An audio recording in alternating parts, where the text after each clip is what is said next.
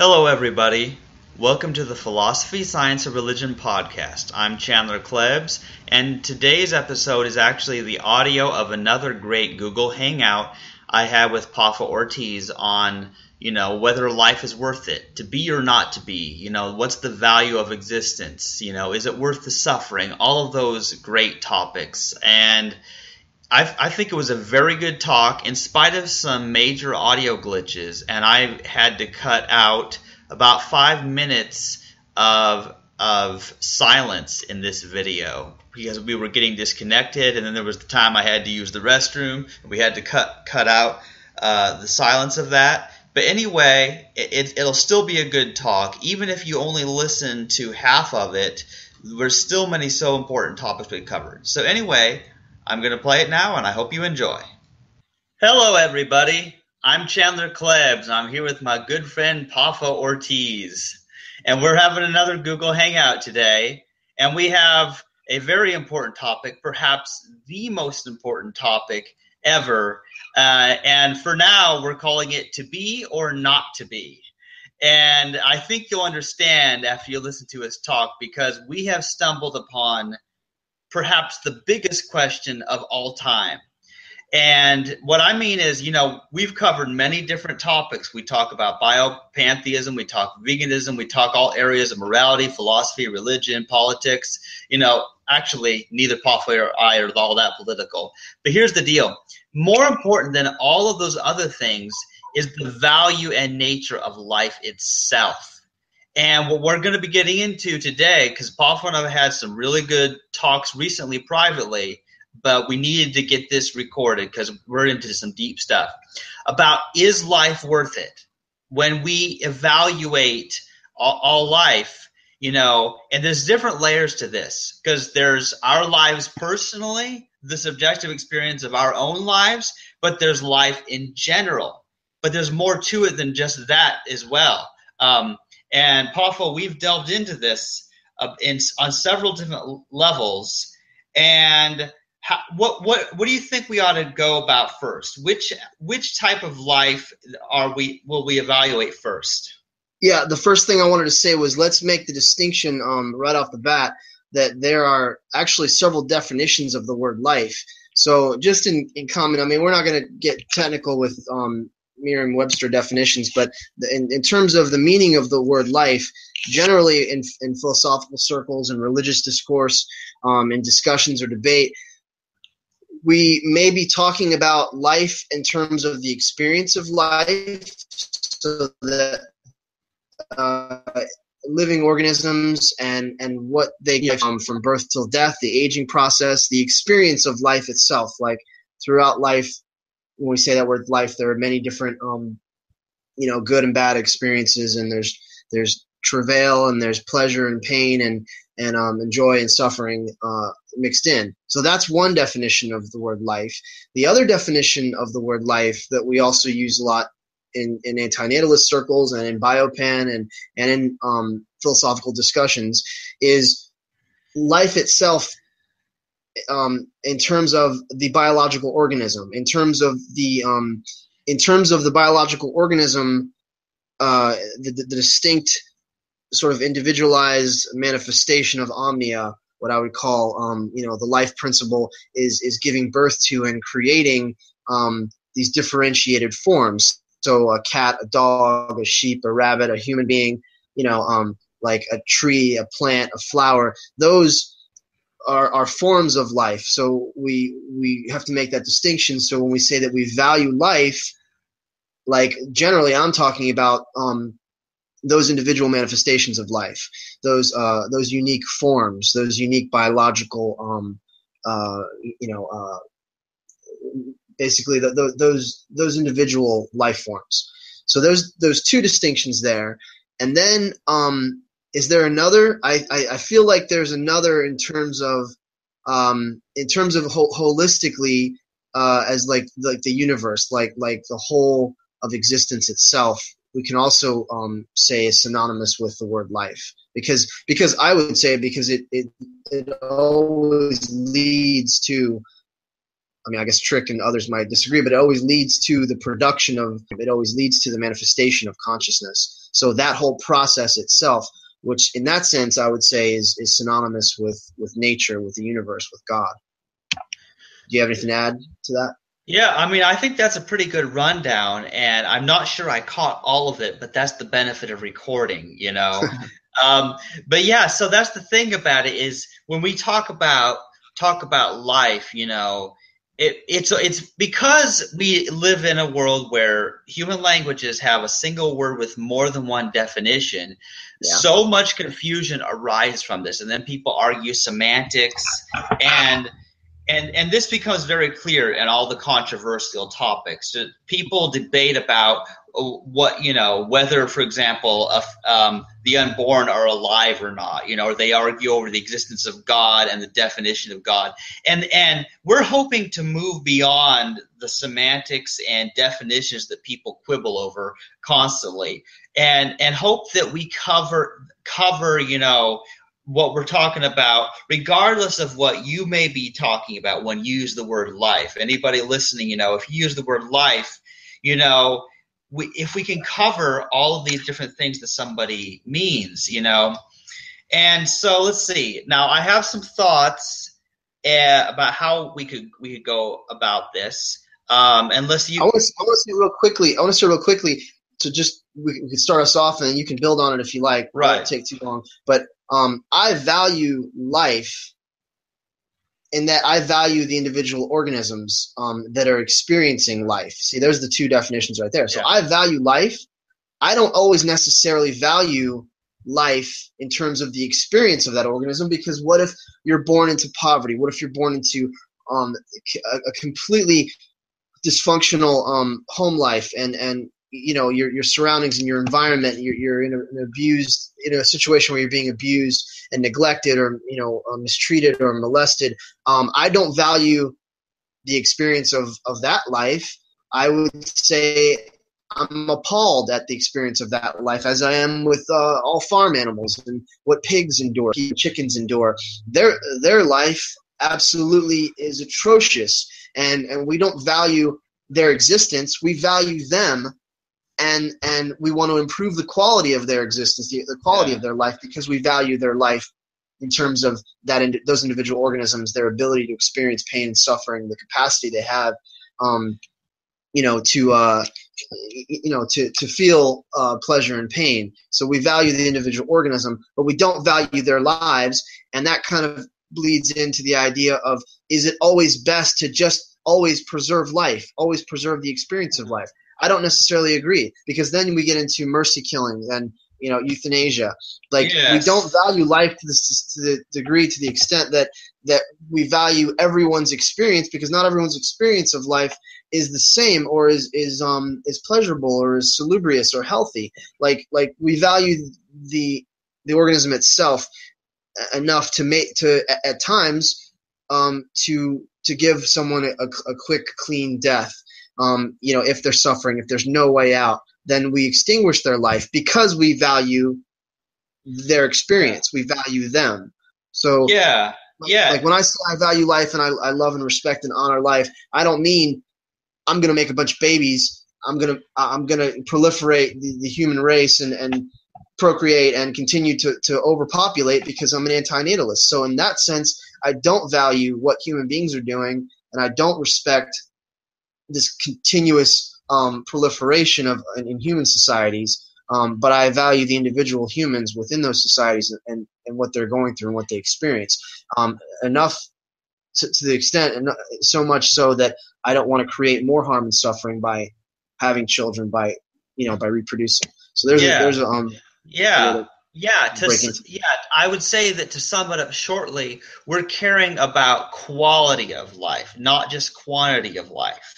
For example, rather than having 20 children like the Duggars, instead pour the same resources that takes and pour that into improving the quality of life that's already here. It is out of a respect for the life that is already here that somebody would focus on that rather than procreating.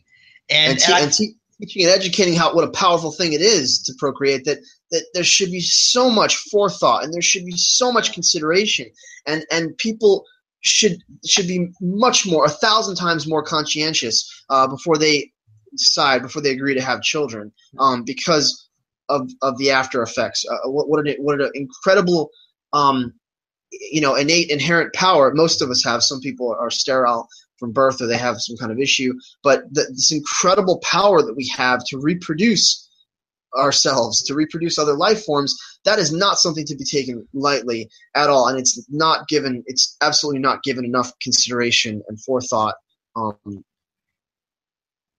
Yeah, and here's how I would say is that in social context, in terms of our culture. Yeah, well, how I would say is that people procreating is not the result of an act requiring high intelligence or reason, and I think that's the problem.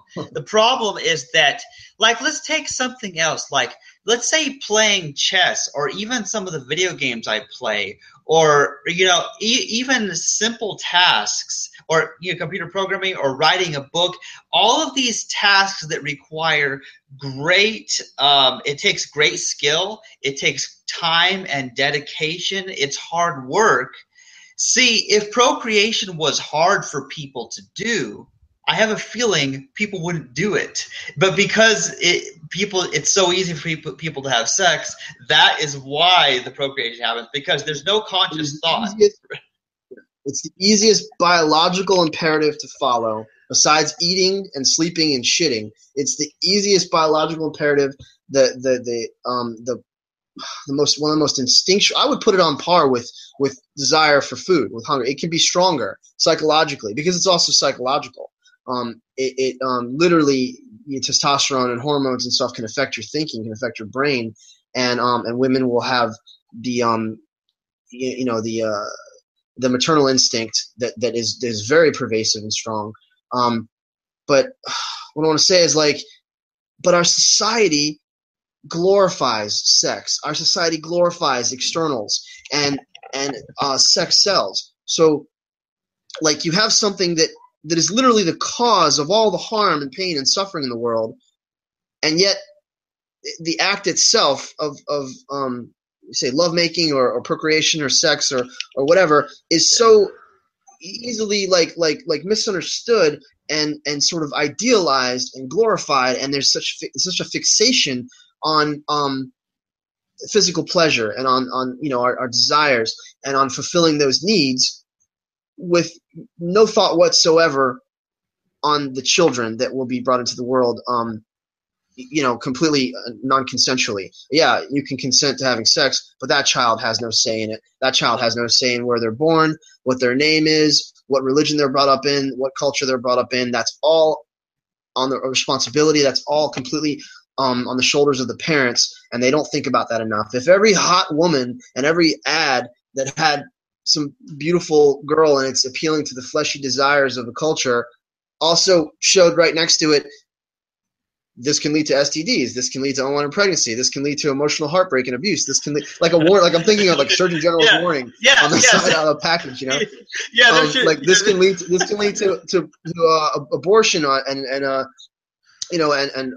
horrible traumatic experiences later on, or this can lead to children that will then suffer and in incredible responsibility and that financial problems. This can lead to all these different things. I wonder then, if it would still be but they're not marketing it that way. They're marketing it because they're using they're manipulating the sex drive basically, and we're visual creatures, that we respond to visual stimuli, and that's one of our most basic fundamental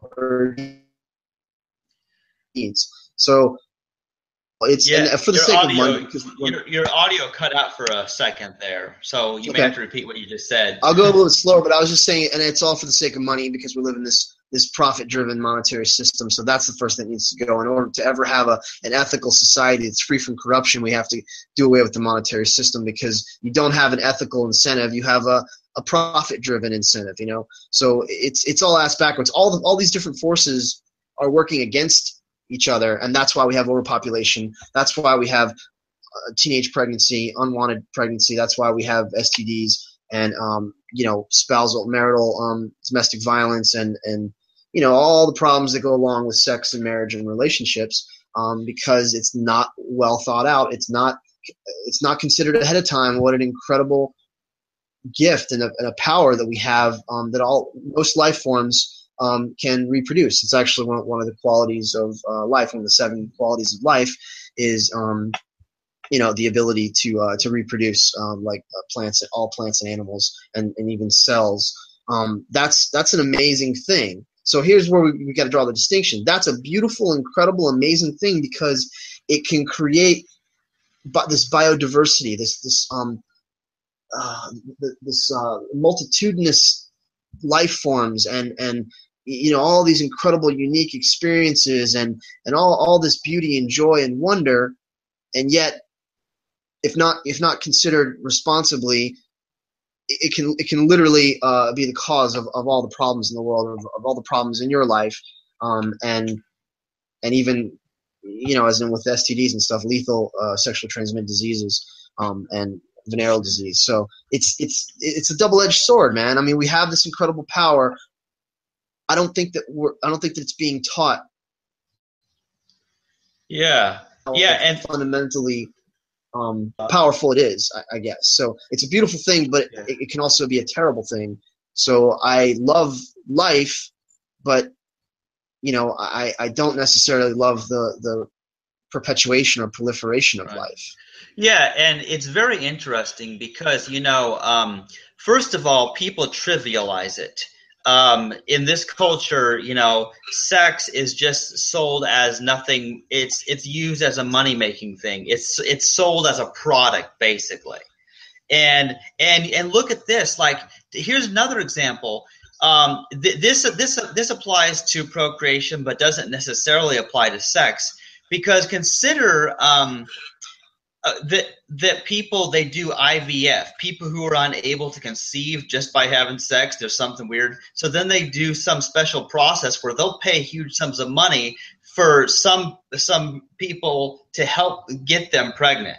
And which I always thought was a little bit odd that people would be willing to pay. I've had cousins do it. Yeah, I've had cousins do it. And through either what do you call it? Through a host, artificial insemination, a surrogate, or they adopt. I mean, I 100% agree with adoption if you want to raise a child, if you're just so gung ho to foster and nurture another life form. There's plenty that already exist that are in need of good parents and good homes, and that I see nothing wrong with that at all. If you're financially stable, if you're emotionally stable, if your environment is conducive to raise and nurture a life in a healthy, positive way. But we don't agree. We're anti-natalists, so we don't agree with the idea of creating your own, reproducing your own, and adding to the stress on the environment and your environmental footprint, your carbon footprint, and all of the drain on the resources. And I want to be clear about something. The Earth provides everything we need. The Earth is not in want at all. The Earth, as in a planet, the terrestrial globe of the Earth itself, the ecosystems and the environments can provide us everything that we need, and there's no shortages in nature. The problem is the cities that human beings that in human cultures that we're condensed into are these unsustainable, dysfunctional, inhumane and unsanitary, unhealthy conditions. So the populations that are forced into the human societies that already exist are what make, and the way that the amount that we're breeding and the amount that we're what we're taking from the environment, at the rate and the amount that we're taking, that's what's making it unsustainable. But if we lived in harmonious accord with the Earth, if we lived in a symbiotic relationship with our environments, with other plants and animals, the Earth can provide and sustain us all. It's just that human beings are not living in cohesion with the environment, with nature. They're taking too much completely. If you know anything about animal agriculture, if you don't know anything about it, watch Cowspiracy, and it'll completely break it down for you. And you'll see the environmental costs there and what's actually happening. And so vegetation can provide for everyone. We have enough vegetation. It's that the animals, the land that's being used for farm animal production, that's what's completely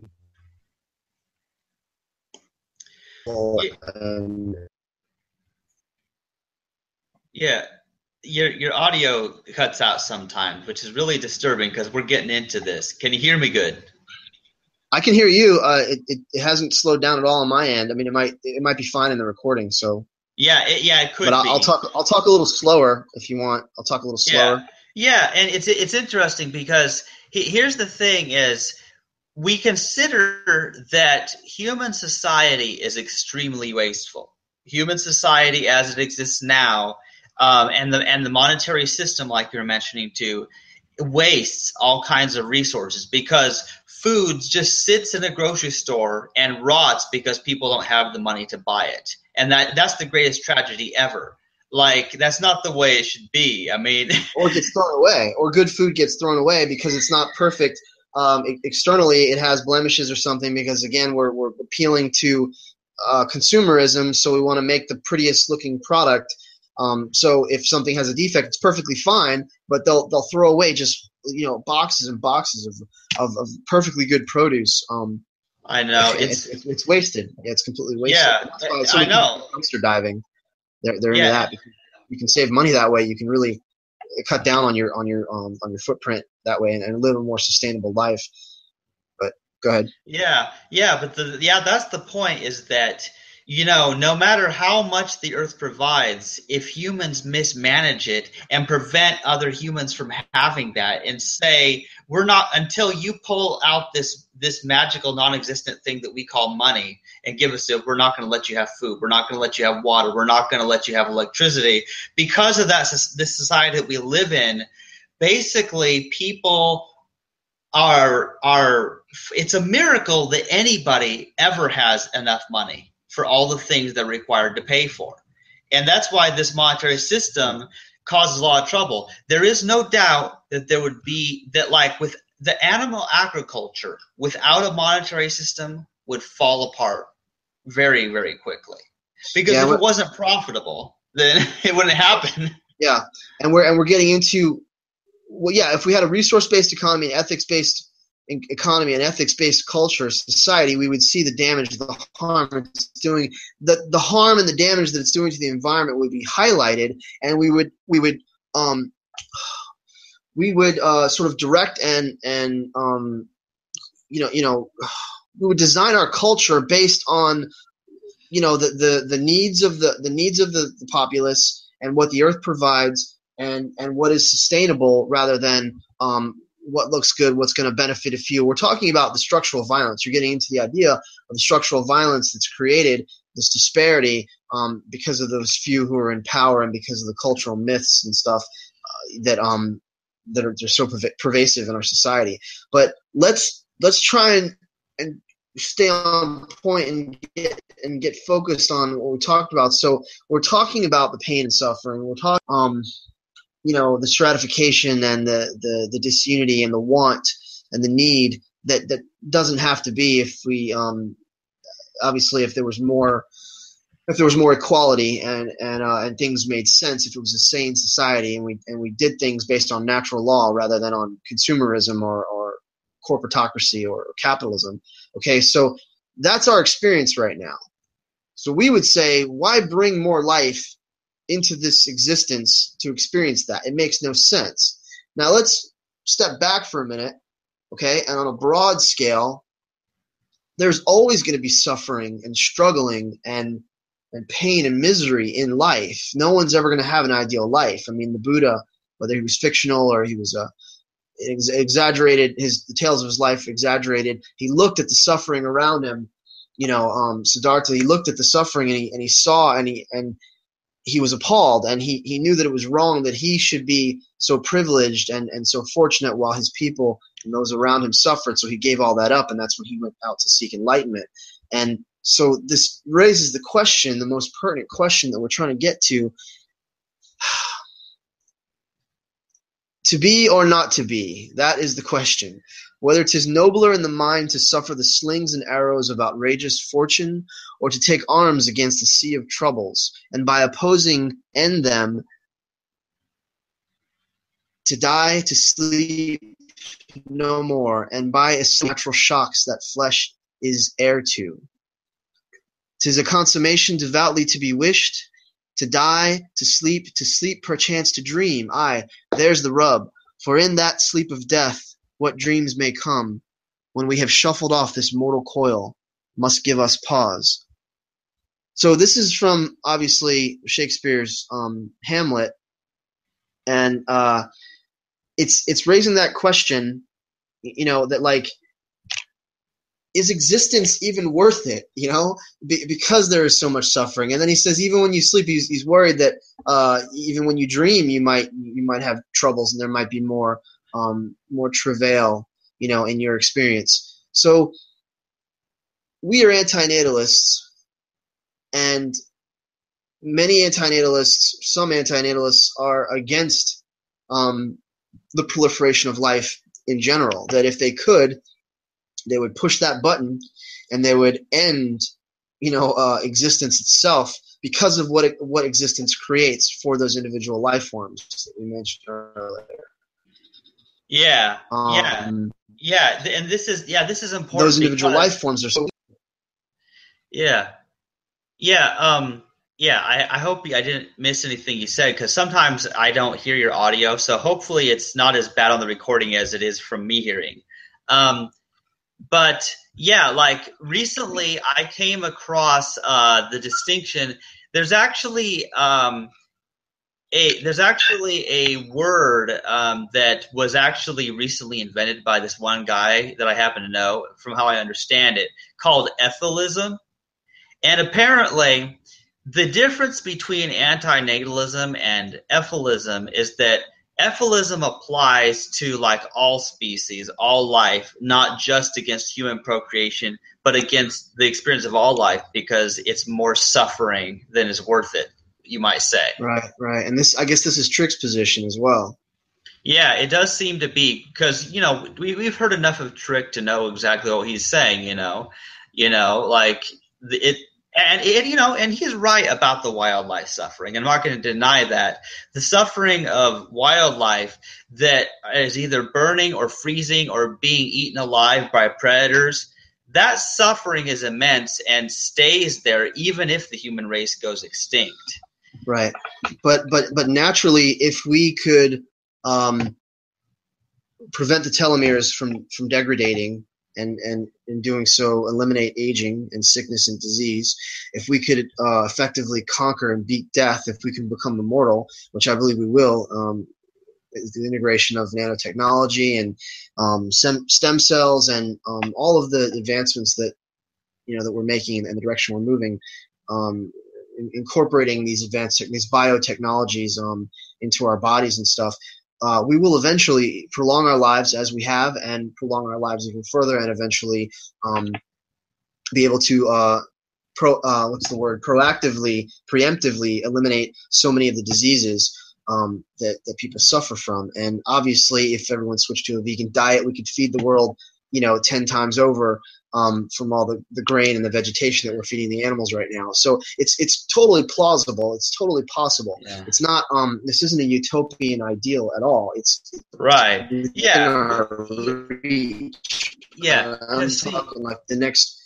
Do we then in turn? All I was trying to say was, does that naturally then start to bleed out in a good way as we extend our circle of compassion to the animal kingdom, to wildlife? Yeah. And will we take selective animals, and will we maintain them and keep them, like sterilize them so they don't continue to breed, and just keep certain species alive and create ideal habitats for them where their needs are all of their needs are met, so there's no more competition, there's no more violence, there's no more and that's way down the road, but not necessarily like playing God, because remember, I'm a pantheist, so I believe we are gods. We are the gods of this world. Yeah, so basically, here's what we're talking about, Poffo. You know how a lot of people really love their pets. You know, they've got, it may be a dog, it may be a cat, or it may be a pig, or it may be a hamster, whatever it may be. A lot of people who aren't even necessarily vegan, they have a pet that they really love,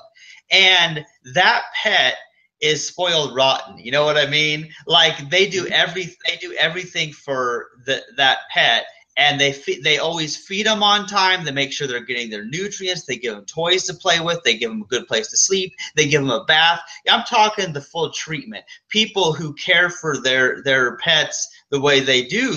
Some people do their own children. You know what I mean? Now, basically, what if humans were capable of practicing that on a grand scale, like what you were talking about? Like, if you have these animals that are no longer just exposed to all the suffering and the wildness, but instead live on special safe reserves, or sanctuaries would be the right word, and their needs are met. They don't need to compete over food. The animals don't need to kill. No, the carnivores are even satisfied and no longer hunt and kill. Imagine that. Imagine if humans could get to that level. Because here's the thing, like here's how I would say it. Now we've done it with wolves. We've done it with wolves and the wild cats that became our domesticated cats. Yeah. So it's just, you just take that and you expand it, and it's totally possible. Not at this time, but it is theoretically possible. Yeah. So go with me on this for a bit, because I have a little bit to say here. Now, Now, there exists the way nature is without human interference, and there still is a lot of great suffering by these animals. But then, as we know, in the current human society, most humans are carnists and automatically are adding on to the suffering of wild animals, as well as breeding these domesticated animals and imposing worse suffering on them than wild animals experience. So vegans are doing like the least amount of harm possible. What vegans do is we say, yes, there's suffering, but at least let's not add to the suffering. Let's take out our portion that we've been contributing. Let's stop, Now, but what if we can go even beyond that? And I think everything rides on this, Poffo, like literally everything.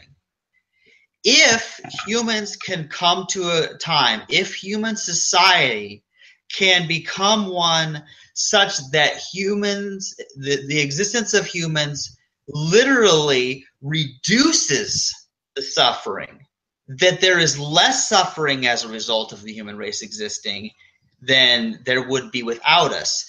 If we could get to that point, then maybe it's worth it. Maybe our existence is worth it. And that's the question. We're talking on this planet, and we're talking on. We absolutely can. I believe that we have the greatest chance to do that, more than any other species that's ever existed on this planet in recorded history, in the fossil record, as far as we know.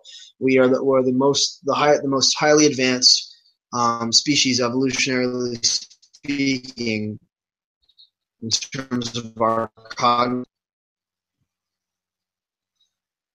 potential, our computer manipulate our environments, to restructure things, to build, to innovate.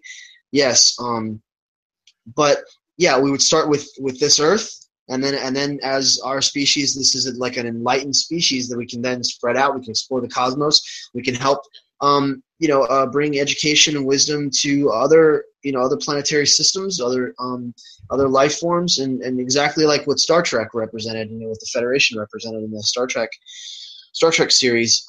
That's what we would become. But there are others who say that none of it is worth it. And they take a much more pessimistic outlook, and they would say that, there will always be, whether we fix the problems we have in human societies or move on to animal life, there's still going to be other planets. Because nature itself is in the business of creating pain and death and suffering. Well, right. I say that nature is in the business of creating life, and that pain and suffering is an aspect of that process, is an aspect of that experience. So overall, I don't think that nature is this evil force that's against us, that's out to kill us and out to harm us. Nature, in times past, and in antiquity, literally was our enemy, and it refined us, and it strengthened us, and it made us what we are. It made us incredibly, the dexterity that the human race possesses now is 100% due to nature being so harsh, and we had to evolve, we had to adapt, and that also is a gift from nature, our ability to adapt and to acclimate to environments. So I see this, I see it like the horrific, terrible aspects of life are there, and they're enough to make you want to just give up at times, especially for animal rights activists and people who are very empathic and sensitive like us. But at the same time, I see the grand design. There's a greater picture here that it's, I don't know, man. It's fundamentally green. It's not black. It's not bleak. It's not death. It's fundamentally like a giant. I'm just picturing like a nursery, like an orb. What's the word? I can't think of the word. I'm thinking that's this giant like garden of life that is continuously sprouting and spreading out seeds. And through panspermia, I believe that's how life originated on this planet and throughout the cosmos. So I see everything organically and biologically, and I see the universe itself as a living system. So I know that like there is untold, unheard of amounts, unfathomable amounts of horror and atrocity and pain and suffering, and I see it, and I'm fully conscious and aware of it. But at the same time, I also see human beings and individuals fighting it, and life itself is anti-entrophic, anti-entropy. Like it is continuously fighting against the degradation of the cells. The second law of thermodynamics, everything's winding down. At the same time, like everything is also proliferating and expanding outward and evolving and adapting and surviving and meeting the needs. And nature is nurturing us. It's not just out to kill us. It's out to feed us, and it's out to clothe us, and it's out to make us smarter. And it's also in the business of evolving us and advancing us. So you got to look at the big picture. If you're looking at nature and you're seeing it from that really negative, cynical perspective, I would say that's myopic, and that's only one part. I wouldn't disagree with you, but I would say that that's only one portion of the big picture. The larger picture is, that we are evolving, that we are here, that we have been successful, that apes, primates, specifically Homo sapiens, have been so successful that we've graduated to this stage, that we are looking back, contemplating our own existence, contemplating the origins of the universe, and we have technologies and machinery and instruments that can actually detect this stuff, and read like what happened 14 billion years ago. It's incredible. Yeah. Well, yeah, and see, here's what I would say is the very fact that we can contemplate, that we can even think about the value of our own existence, the very fact that we have that luxury is an amazing thing, because that right there just shows the power of that we have developed, that we can actually analyze it and consider the question. Because I would say that now one thing straight. Very few species probably live long enough to even get to that point to contemplate this. Second of all, very few humans of our species actually contemplate this stuff. How many actually consider it? How many are just these mindless zombies that do things without thinking? But there are a few of us. Yeah.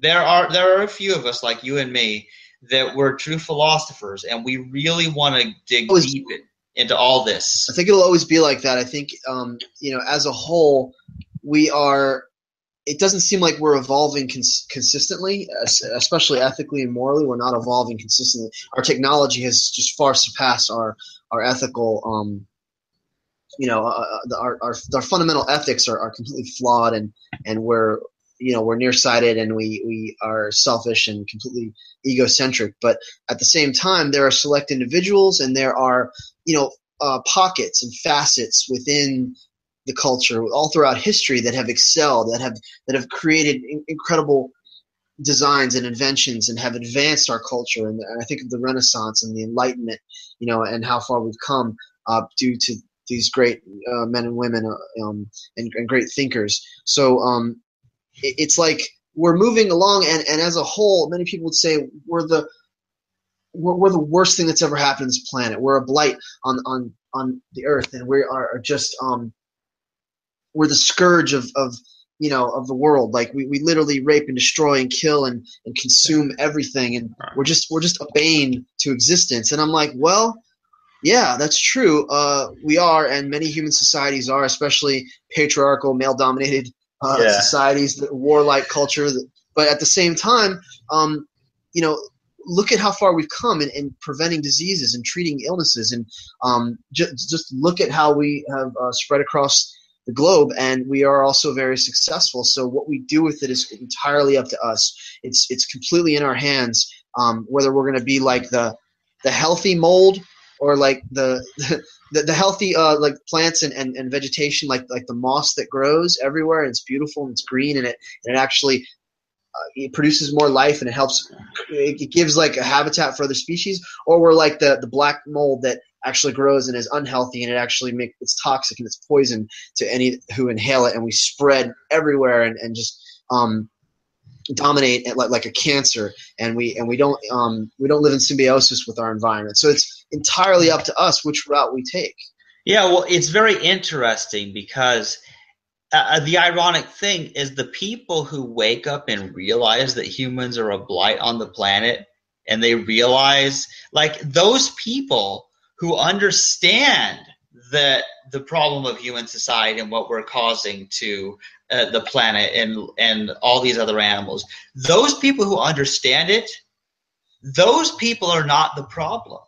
In fact, because they see it, they are the solution. And unfortunately, the trouble is, even though those people are the highest potential, those people who tend to be vegans, by the way, you'll find, I mean, almost a lot of anti-natalists point out what humans do to other animals, and that's one of their primary reasons why they're an anti-natalist.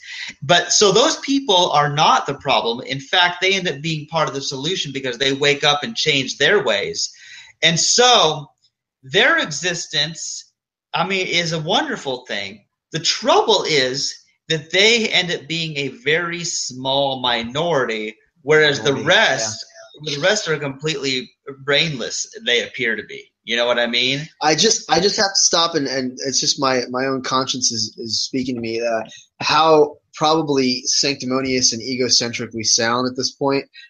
We probably sound very self-aggrandizing, and I don't know how to not come off that way when I do feel that we are thinking and focusing on the most relevant and pertinent issues, and most people aren't, because most people are through no fault of their own, they're born into a society that they are inculcated into the idea of family and work and career and money and pleasure and whatever it might be, sports and entertainment, and these things are just and petty. Yeah, like I wish I could clone, all the great philosophers and the great humanitarians and the great thinkers and the radicals and the revolutionaries and just, have more of them, as opposed to just the breeders and your common typical average everyday person is not really well educated, and it has to do with they don't have the luxury of doing so. They're not they don't have the time, or they don't have the environments that are supportive of that. But then again, I would say that no one, with the advent of the internet, we have no excuse. Like, you can literally look up something, research something, and learn things like at lightning speed now, whereas we never could do that before. Even with the great Alexandrian libraries, all the scrolls and all the ancient wisdom of all the of antiquity, you could access that, but nowhere near as fast as Google. I mean, Google has become God. Yeah. Like literally, you can ask it any question you want, and you can get an answer like in a minute's time. So that's pretty prolific and profound. And all I'm saying is, if you don't know about something and you have the internet, you really have no excuse, because you can learn it like in 5 minutes. Yeah, it's true. I mean, the internet has changed the game entirely, because now, see, here's what used to happen. If somebody held a minority view, whether that view is right or wrong, but when for example, I find people on the internet who say, I thought I was the only atheist, or I thought I was the only vegan, or I thought I was the only anti-natalist, They didn't know that there were other people like them, because all those people tend to be hundreds of thousands of miles away, But through the internet, they find that this small group of people that thinks like them on a certain issue. The internet has changed our ability to communicate and break out of the fact that we are so different and don't fit in where we're at. Because what happens is, to me, that makes me feel better, rather than just being isolated, being the only person who thinks the way I do in Lee Summit. And I'm pretty sure I'm the only one in this town who is anything like me, Sure. It's and so everything we're talking about represent actually a lot of positive advancements and things that are encouraging, things that we can that can really fuel our philosophy in terms of whether it is life-centered or I don't know, annihilation-centered, like geared toward the extinguishing of life, like whether we're necro-philosophers or we're bio, I was thinking about that. We're biocentric, necrocentric, or biocentric, because to say that better to have never existed, better to have never existed at all than to suffer and blah blah blah blah. Well, yeah, but it's not only, we're not just suffering, man. We're also contributing, and we're also improving,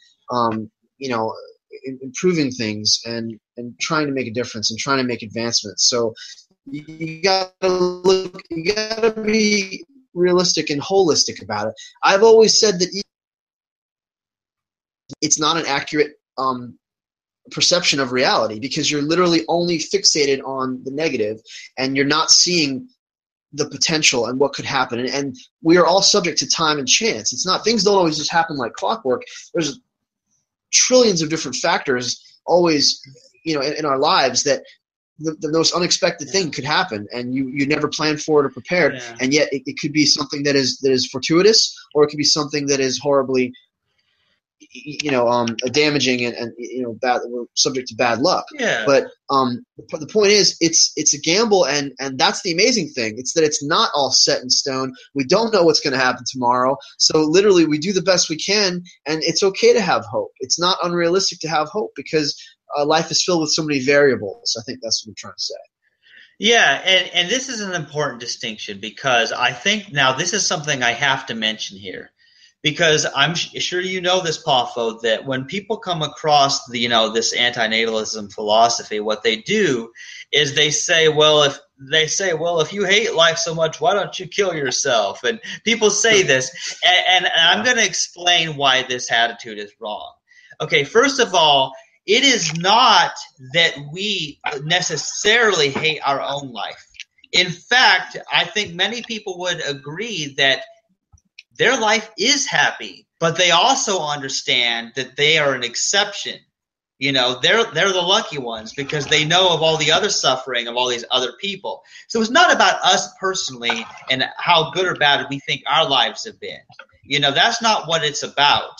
And second of all, just because it may be better to never have been does not mean that it's better to just suddenly stop existing now. There is a difference. For example, and here's how I would say is, because good has come from the suffering in my life and it's led me to become the person I am now, it's a waste if I do not put that to good use, if I do not put what I have learned to good use to make some kind of a difference before I die. Then my suffering was pointless if I just kill myself now. And so that's the thing is it's not about people committing suicide. This isn't some kind of suicide cult, you know? It seems like a really oversimplification of the notion of the idea that you're against procreation, you're against reproduction, the reproduction of life. That means you don't value life. That means you hate existence, and you have no respect for biological life. It's the exact opposite. Right. It's because we care so much about biological life, we care so much about the experience of those individual organisms, that we don't want to unnecessarily subject them to any further burden, organismic burden, as Peter would say. What does he call it? Pernicious.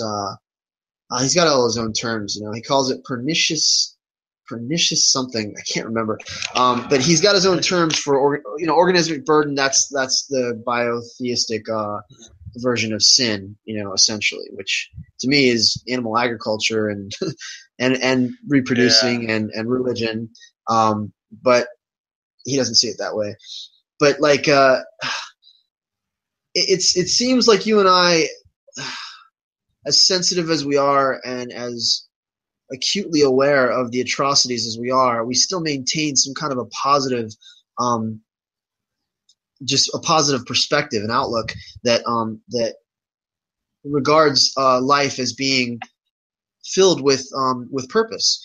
Not necessarily from the get-go that all life inherently, automatically has some predestined purpose, but that we as conscious organisms can literally choose to make the best of the situation, and we can give it purpose. We can bring meaning to a situation that otherwise may not have may have had a different outcome, essentially. Absolutely. Go ahead. Here's how I would describe it is, our purpose is not, for example, it's not a predetermined purpose by the plan of somebody else. Because that would be like saying that your purpose is whatever your parent wanted your life to be about. No, it's not what your parent wanted your life to be about, nor if there was a God that created the universe, it's not what that God wants your purpose to be. Your purpose is what is something you will know after you've had your experiences in life. And then I think one of two things happens. People either do get depressed from the suffering and they end up killing themselves, or they want to make some good. At the very least, their purpose becomes to reduce the suffering and to not repeat to others what was done to them. And so they become an example to other people and hopefully make a difference. So everybody ends up with, some of us end up with a purpose. The rest of us get depressed and kill ourselves. It's kind of an ironic twist. I wanted to say, really, it really pertains to the situation. The lead singer of Linkin Park just killed himself this morning. And I never cared for that band, but I mean, again, it's terrible. It's a tragedy. And then of course it's drug related. It always has to do with drugs and alcohol. And I just wanted to make that point that you were saying some people get depressed, they kill themselves, or they turn to drugs and alcohol. They always will seek out an escape because they don't necessarily want to die. They just want to ease their suffering. They want to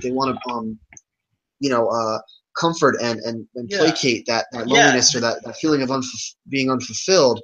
So that's why drugs and alcohol are such a crazy problem. We have all these addictive substance abuse problems because people are suffering.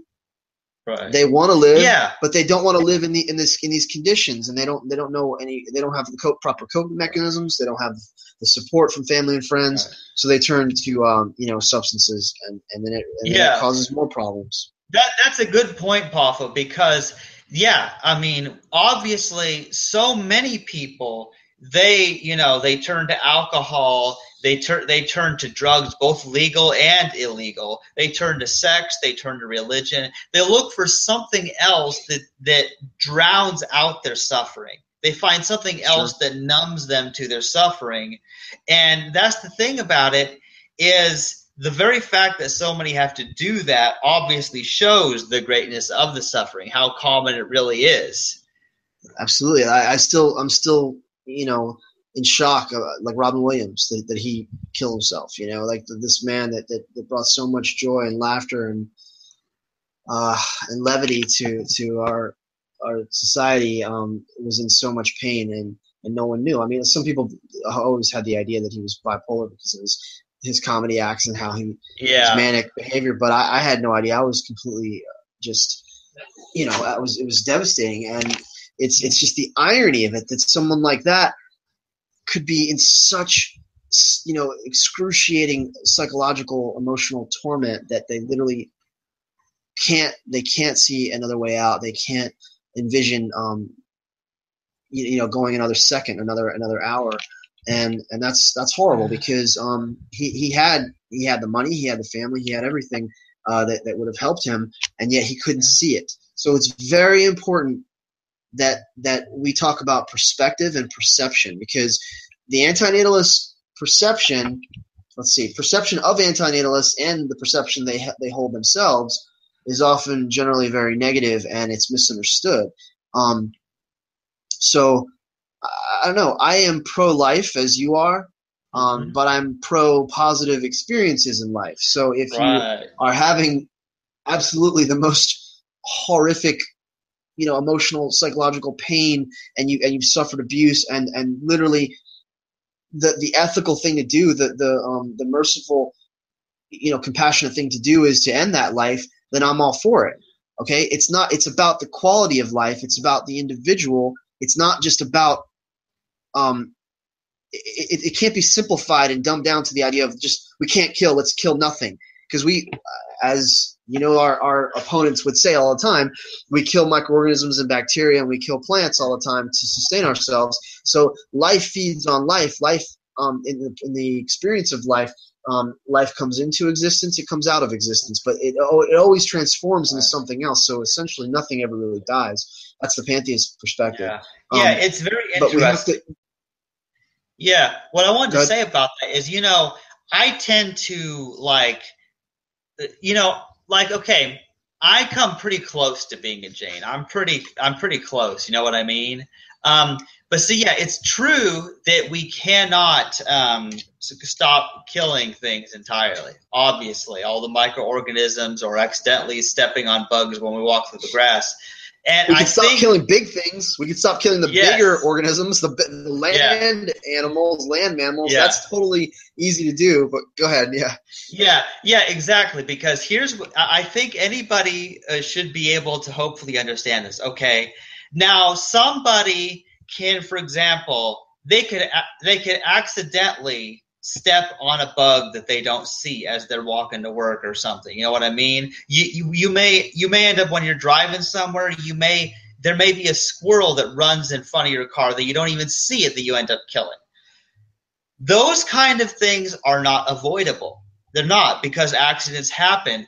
But nobody just goes and has an accident where they kill a large animal like a human or an elephant, or it's not like you're going to see this thing. It's not like you're going to accidentally step on an elephant and it dies. Like, that just doesn't happen. Let's try to simplify this for a minute. Like, we know that death is a part of life, and many deaths are accidental, and I would say there's two. Obviously, the extenuating circumstances, I would say three. Self-defense. If you have to kill something to defend your own person, your own body, to protect yourself or to protect someone else that you care about, that's something that's a direct threat to your body, bodily harm. So self-defense, it's completely understandable. It's justifiable. Accidentally, because of our sheer size, our scale, as you were mentioning, we're larger organisms. We're sort of in the middle in terms of the organisms on this planet. We're not that large, but we're not that small either. We're right in the middle. So there's going to be smaller life forms that we're going to accidentally kill without even knowing it. So we can't be held accountable for that. We're not culpable to that. So we're not going to, freak out about it and fixate on that. We still honor and respect life. If we do it accidentally, we feel bad and then we move on, and that's it, because it wasn't intentional. And let's say the third would be killing, a mercy killing, committing, extinguishing a life, the cessation of life, for the purpose, for the sake of that life. If someone is in excruciating pain, if an animal is there's nothing that you can do, and the humane thing to do is to euthanize it. So those justifiable forms of death, of killing. Aside from that, oh man, your audio is. Yeah, I could not hear you for like 3 or 4 seconds. Well, you may have to repeat it. Yeah, hopefully it was recorded, but I guess I could summarize real quick and say there are 3 justifications for killing, for death. Self-defense, accidentally, or mercy killing. That's all I was saying was, and those things are perfectly understandable. Other than that, there is no justification for murder or death on any level. And if you come up with some argument, I guarantee you it will fall under those 3 categories. If it's outside of those 3 categories, then you're a carnist, or you're a selfish person, or you really don't understand the nature of existence, of reality. But the point is, death is a part of life. We can't avoid it. We can't avoid it in those circumstances, but we can absolutely avoid it in every other circumstance. Yeah. Or natural death. I guess the 4th thing would be dying of old age, dying of a sickness, dying of disease, but we're not directly contributing to that. That's part of the natural process of entropy of life forms as the telomeres degrade and we get diseases or natural disaster or something. So life happens and there's death in life. But I would say that overall, the overarching theme of life and experience is more life, is more experience, is growth and expansion and and education and gaining knowledge and wisdom. And these things, I believe, are they trump the negative aspects of life. We can't escape death right now, but I think eventually, like any other disease, we'll be able to conquer it. And I keep mentioning the telomeres, and anybody that doesn't understand that, look into the research. Yeah, like I think from causing aging. Go ahead. Yeah, what I was going to say is basically there are things, to sum it all up, there are things that can be avoided and things that can't. There are types of death that can be avoided, and that's what we're focused on. And there's those things that can't be. Because we know, Poffo, you and I know, everybody, if they're honest with themselves, they know something will kill them one way or another. It may not be another human being that murders them. No one gets out of this alive. Right. No one gets out alive in this. Yeah. Basically, but everyone gets to live. But everyone gets to live before they die. So think of it. Is it really so pessimistic and negative? Oh, if you're just fixating on the death aspect, on the end result, well, yeah. But what happens before you die? You live. You live and you experience, whether it's for a short, what is it? The shortest lifespan is a fruit fly or something. The shortest lifespan to I think a turtle or a whale or or one of these great big redwoods or Methuselah, the tree that's like over 2,000 years old. And so it doesn't matter. The existence happens. It's going to happen to you. And I think we should embrace existence and make the best of it, make the most of it while we're here, since we're already here. We got to get to this point though, man. I was about to get to it. If you could choose to come into existence or not, would you? That's the real philosophical existential question. Because we're sort of going around and around, but let's explore this. Yeah. If you Chandler Klebs had the choice to be or not to be, would you go ahead and choose to come into existence, to suffer the things you've suffered, to experience what you're experiencing now? Or would you say, no, you know what? I'd rather opt out. I'd rather not be a part of it. It was too much bullshit. It was too difficult. Knowing what I know now, if I had the choice, would I just say I'd rather not? I'd rather not exist at all. Yeah. I would say that I would rather not. Knowing all that's involved. And now I would say, Poffo, that my answer may not be that of what other people would say, because obviously that does depend on your how your life actually went. Because some people do experience a lot of joy, a lot of pleasure with very minimal suffering. It does happen. And then others, they experience a greater ratio of suffering to where even their pleasures are nothing. It does, you know what I mean? You personally, because of what you've experienced and because of what you've been exposed to, you would choose to not exist. Yeah. And I totally understand that. I totally understand that. And I would say in response, I hope that you recognize and you realize how much of an impact, how influential your life has been, the contributions you've made, and the ripple effect of how many other lives you've touched just through your podcast, just through your shows, just through our friendship, how it's helped me, how it's helping me right now. So even if you would choose not to not be here, I'm glad that you're here. I'm sure glad you're here. You know what I'm saying? So I'm thankful for that. I'm thankful that you don't have that choice.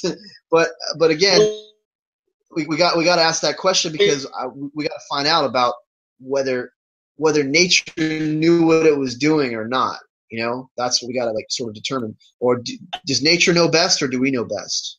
For the last minute and a half, everything went blank and I couldn't even hear you. So I just kept it going. I turned off my camera for a little while so it wouldn't use as much bandwidth. But I hope that everything you just said was recorded, because I couldn't hear anything. But we'll just keep going. I think there's some weird forces at work on this podcast, like the universe. Yeah, I know. I don't know what's going on, man. Yeah, we got disconnected. Yeah, technical difficulties, people. Let's not worry about it. Accidents happen, like we were talking about. Yeah, and I would life is irregular, man. Right. But say it one more time, man. Maybe it's really, really important. So say it. Yeah. See. Basically, Poff, when you tell me that I'm in a good influence and that it's making a difference positively to people, the hangouts I do or the things I write, things like that. That is what makes me want to continue my existence and keep on living to do these things. Even if I would have rather never have been at all, the fact is I have been, and I need to make the most of it.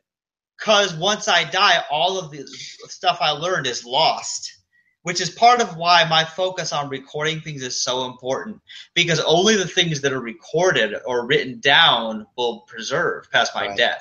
So I'm going to extend past my death. I'll still have influence even after I'm dead. I agree, and that's and in the philosophy of Biopan, that's how we live on. That's how we live forever. Either genetically, if you're stupid, genetically through your children. You pass on your genes, and you basically are reproducing other smaller versions of you that then go out and do whatever they're going to do in the world, whether good or bad, or through our influence, through the art that we create, the books we write, the people that we've touched, the how we've contributed. It's our character, and that's how we live on. But sort of atomically. On a molecular level, nothing ever really dies. Energy just keeps getting transformed. So we become a part of the tree, the grass, the flowers, the air, whatever. We always live on in some other form, just not in the same coherent form. But that's the pantheistic view of death. Now let's turn it around for a second. Ask me the same question. Okay. If I had the choice. Yeah. Okay. Would I choose to exist? Or not exist, or not be, knowing everything that I know now about the world, knowing what I know about my life. This is very complex. This is very nuanced. So give me a chance to just get this out, okay?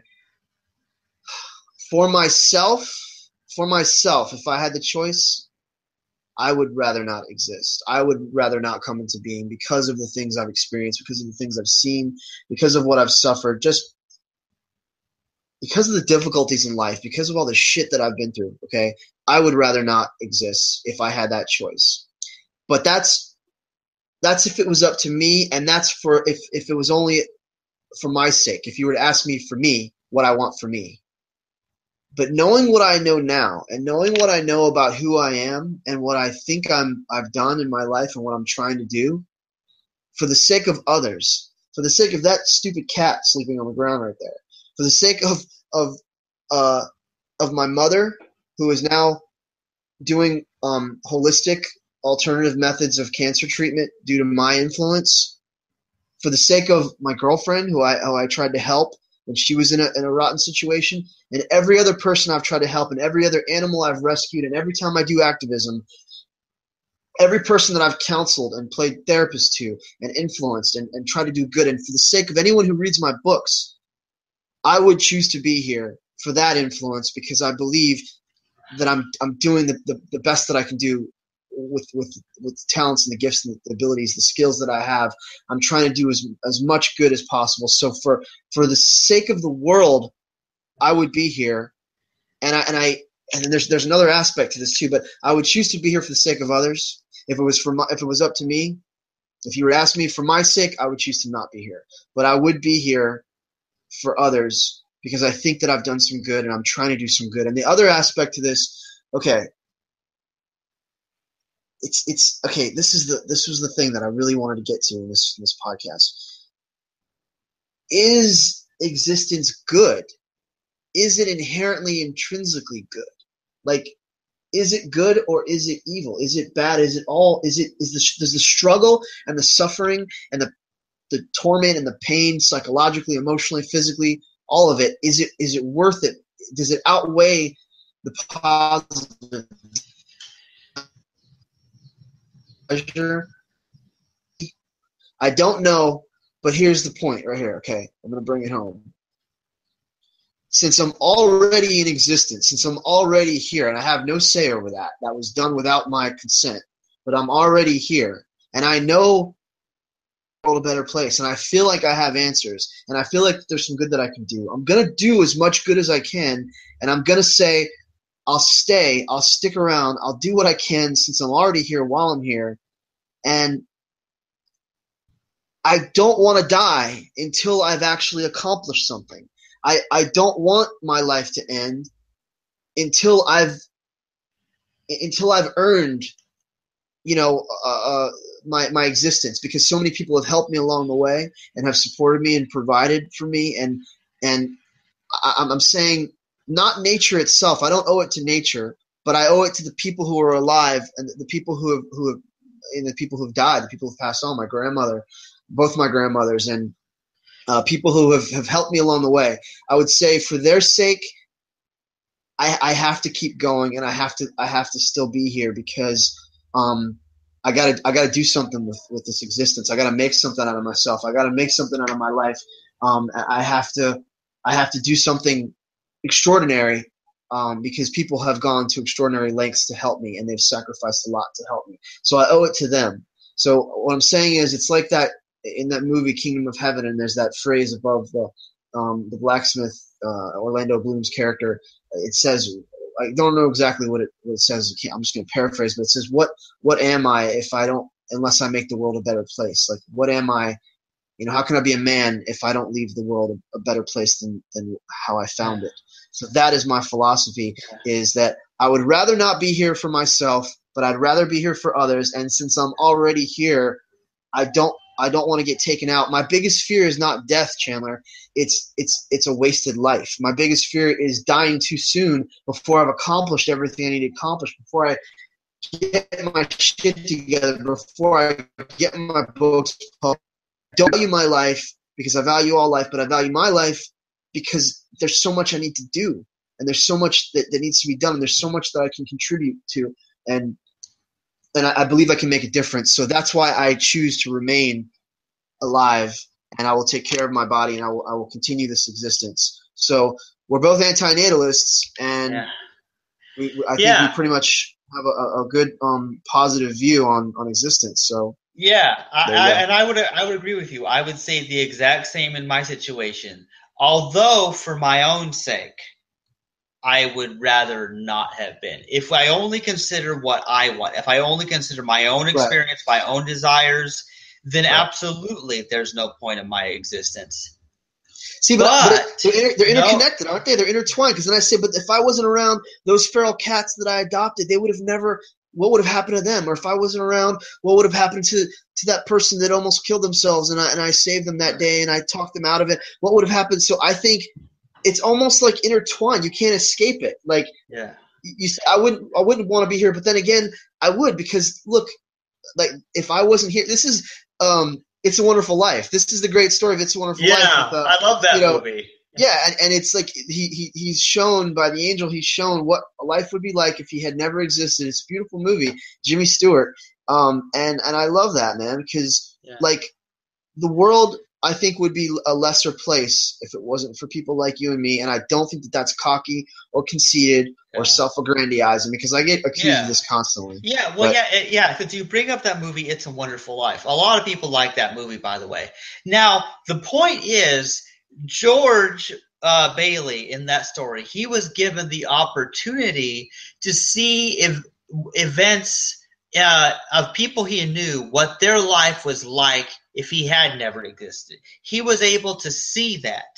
However, let's suppose there's another person who was not like George Bailey, but somebody who only caused pain to everyone around them.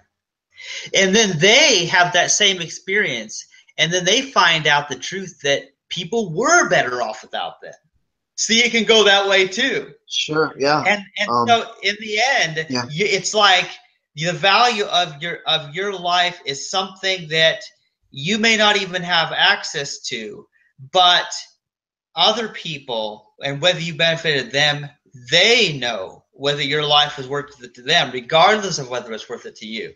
And I think that's powerful. We're not alone in this existence. We're all interconnected, and everything is interdependent on everything else. So that's what we have to remember, is everything we do affects everything else. And you can isolate yourself. You can go out and live in the mountains somewhere. I mean, that sounds like paradise to me. But the truth is, you'll still be affecting your immediate surroundings. The plants, the animals that you interact with. That's the one thing. A correlation. Like everything in life, literally, is connected to everything else. So we have to recognize that. So we have a responsibility, once we're here, to do the best that we can, try to do as much good as we can in the limited amount of time that we have, because life is transitory and everything is impermanent. I always say that everything fades. Everything crumbles, and nothing lasts forever, but nothing ever really dies, because everything is always influencing everything else, and everything is transforming everything else. And the people in my life, you remember Ethan, and we had that episode with him, and he's going to be with me forever. And the people that have touched me and that I've touched, it lives on as long as someone's alive to carry on their memory. Those human beings, those influential humans, will never die, because their characters remember, their strength, their tenacity and will, and that's what's important. Is that that's how you become legend, man. That's how you create a legacy. Yeah, you said something very important, Poffo. You said something. Let me see if I can remember exactly how this was. That your greatest fear was not death, but an unfulfilled life. And see, the tragedy, let's take Ethan, for example, since you mentioned him. The tragedy with him was not that he died, because we all die eventually. The trouble is there's so many unfulfilled goals that he had, things he would have done had he not been killed by a car, And that is the tragedy there. I mean, I think that it's tragic for us to not fulfill our life. Once we learn what our purpose is and know what we want to do to make the world a better place, then to not get to fulfill that and have something kill us early, that's the tragedy. And I see that. Now, here's something. I'll let you talk about but let's talk about purpose when you're done with that. Yeah. Go ahead. Yeah. Well, there was something else that I wanted to consider. Now, we have evaluated the fact that our own lives, at least at this time, are not worth it for our own sake, but it's worth it to us if we are benefiting other people for the sake of other people. And that's where we get into the altruism. Because, Poffo, you and I have talked about this altruism and people who claim that everything we do is entirely selfish. That we only do things to benefit ourselves, but that's simply flatly false. That's just not true. There is altruism. There are things we do with no promise of reward, And I think this is something that needs to be challenged. Well, straight up, like I was having the conversation with you before we started the broadcast, and I think an old friend of mine, I think it's an old friend of mine from college, mentioned that she's thinking about going vegetarian. And I didn't jump right to the thing and say, well, let's screw vegetarianism, just go vegan. No, I supported it and I was encouraging, and I was like, that's great. Have you seen What the Health yet? Because she started mentioning some health issues and how, it's so much better for her so she doesn't have these inflammatory reactions and stuff. So I mentioned What the Hell, and immediately the point is I was on the phone with you having a very important conversation. I immediately stopped and said, I have to respond to her. I have to respond. I have to let her know that there are resources there, and then I'm going to be there for her. And I expressed that. I said, I'm here for you, and if you need any advice, or I can send you links to resources. I have a plethora of websites. This is what I do, But the point is that to me at that moment, why? Not for any reciprocation I'm going to get down the road, not because it makes me feel good, not because on some level I think I'm not a good person if I don't do that, and I have to do that in order to maintain a healthy self-esteem or something, or to validate my own existence. I literally just feel it's the right thing to do, and this can save animals, this can help the environment, this can maybe help her physiologically, help her in terms of health. I know that it's the good, moral, ethical, just thing to do. So I just choose to do it. Yeah. It has nothing to do with me. That's nothing about that that's selfish. So that right there was a perfect example of how this concept, this rationalization or justification that everything that we do is selfish, that everything everyone does is inherently selfish. Even when it's unselfish, it's still for selfish reasons. You're still doing it for you. Well, that's not true, because mothers are the antithesis of that idea. Everything they do for their children, for the next good mothers, let's say, for the next generation. They do it for their children. They sacrifice and they give their all, and they're probably not going to see the return in their lifetime. I mean, some will say you should have kids so the kids can take care of you when you get older, but I'm like, that's a pretty damn selfish, egocentric way of looking at it too. But I'm just saying, mothers completely shatter that myth, because I feel like, and in the animal kingdom as well, they naturally do this, and they just, whether it's ethically or just a biological instinctual drive, nature has put it in us to be magnanimous, to give of ourselves, And here's another example. Let's consider the ultimate example of sacrifice, one where somebody literally goes into a situation that kills them in order to save someone else. Right. Like I've heard of this story about a man jumping on a grenade and having it blow him up. But to save his fellow soldiers, to save the others around him, because the density, the body, it completely destroys him. But you've covered up that explosion and saved. Or taking a bullet, every hero, every comic book movie, the Dawn of Justice, and he sacrifices himself. He's holding the kryptonite spear, and he plunges it into Doomsday, and then he even pulls him closer to make sure that he kills him, and he knew that he was gonna in his own life. Every hero story. Poffo, forgive me. But there's a story that I must tell you, because this relates directly. Does it involve unicorns or ponies? No, not this time. I'm saving that for later. No. Okay. Right. So here's the deal. All right, shoot. There was a story. I'm all ears. This was in the news. This was a big news story.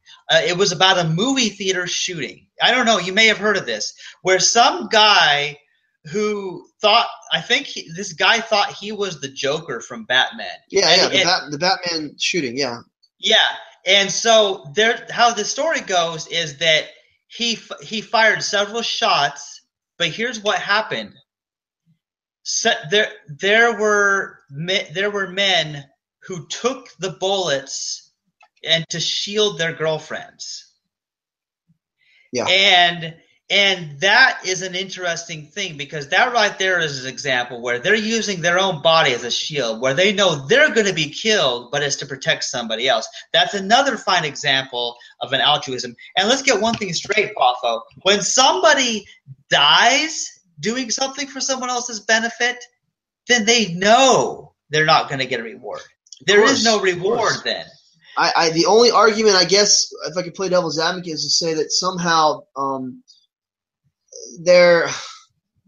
it's so ingrained in their psyche that they're just going to respond and react that way because they want to be remembered as an altruistic, self-sacrificing person. So they're still doing it for selfish reasons, but so that's the argument there. But there are just like hundreds, thousands of cases of this, and the greatest stories that we tell each other, and the greatest novels and the greatest heroes are the ones who give up their all and give everything, for the sake of their tribe or of their family or whatever. I just watched the last Planet of the Apes movie, and I don't want to give anything away, but there's just a lot of that notion is in there, man, of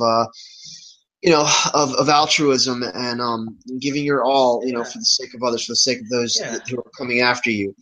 That's what life does. That's what humans do, and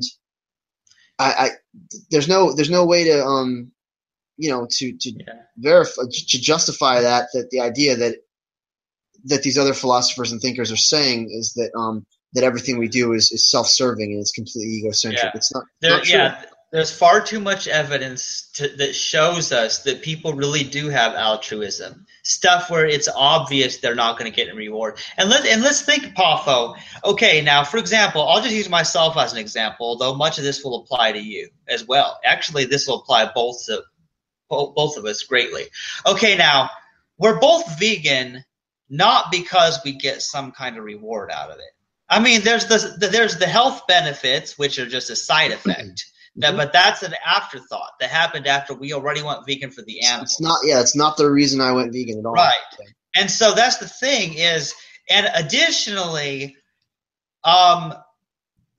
going vegan and being a vegan activist especially causes us an immense amount of suffering because of how other people misunderstand us and treat us and falsely accuse us, the social stigma, the social situation. People get disowned from their families for going vegan. Like, seriously. I was about to say it's not going to get many points with my family. I'm already estranged from my family, and this is one more thing that they will never understand. I mean, let's just say in general they don't understand it right now. And it's something else that's causing isolation and separation and furthering that gulf that's there.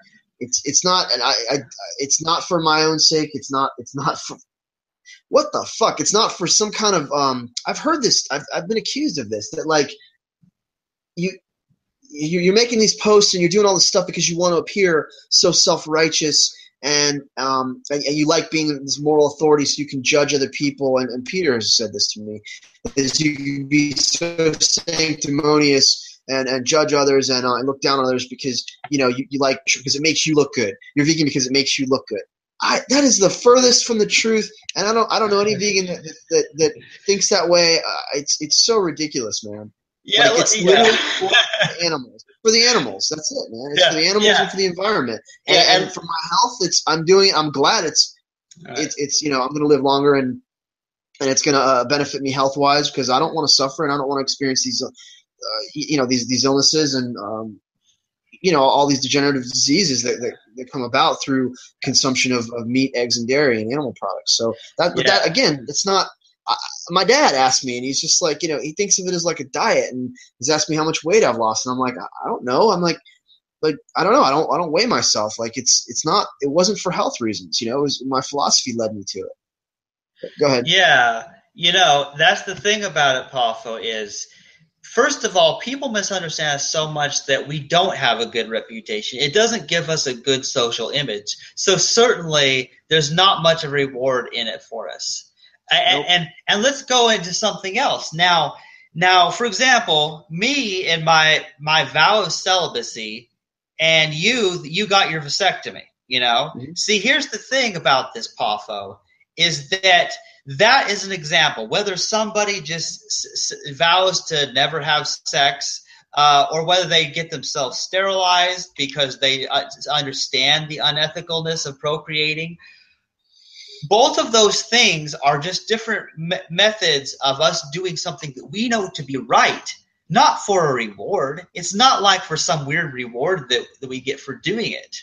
You know, I mean, I can argue the other side though, because I could say, oh, you just wanted to be able to have all the sex you want. You wanted to be able to have unprotected sex and not have to worry about it, so you could be more, you could be more promiscuous and stuff. And so that I can see that argument, and I could say that, yeah, honestly, that could be part of it. That was part of it, but I did it. No, the reason I did it was because I never wanted to have children. I never wanted to be a bad father or bring a child into this corrupt, screwed up world. And that was the core of it all right there is I did not want my child to suffer. I never wanted to be a bad parent. I knew that I could never be responsible enough or financially stable and to give my kid the life that he or she would deserve. So that was it. Of course, I really enjoyed sex afterwards. I think like the week after I wasn't supposed to, but I was like it was great. It was like a burden lifted. Obviously if you're responsible, you're with someone, that is clean, doesn't have any STDs or whatever, you're in a committed relationship. But so yeah, it benefited me, but that's not why I did it. Like it was both. It was still forward thinking and thinking about my potential unborn children, which motivated me. Yeah, and see, this is the thing about it. I understand, yeah, there would be some people who would accuse you of that and try to claim it was a selfish motive. But, I always look at that, and I look at you getting a vasectomy. I look at that is the altruistic thing. That's the right thing to do. Responsible thing to do. That's the way I see it.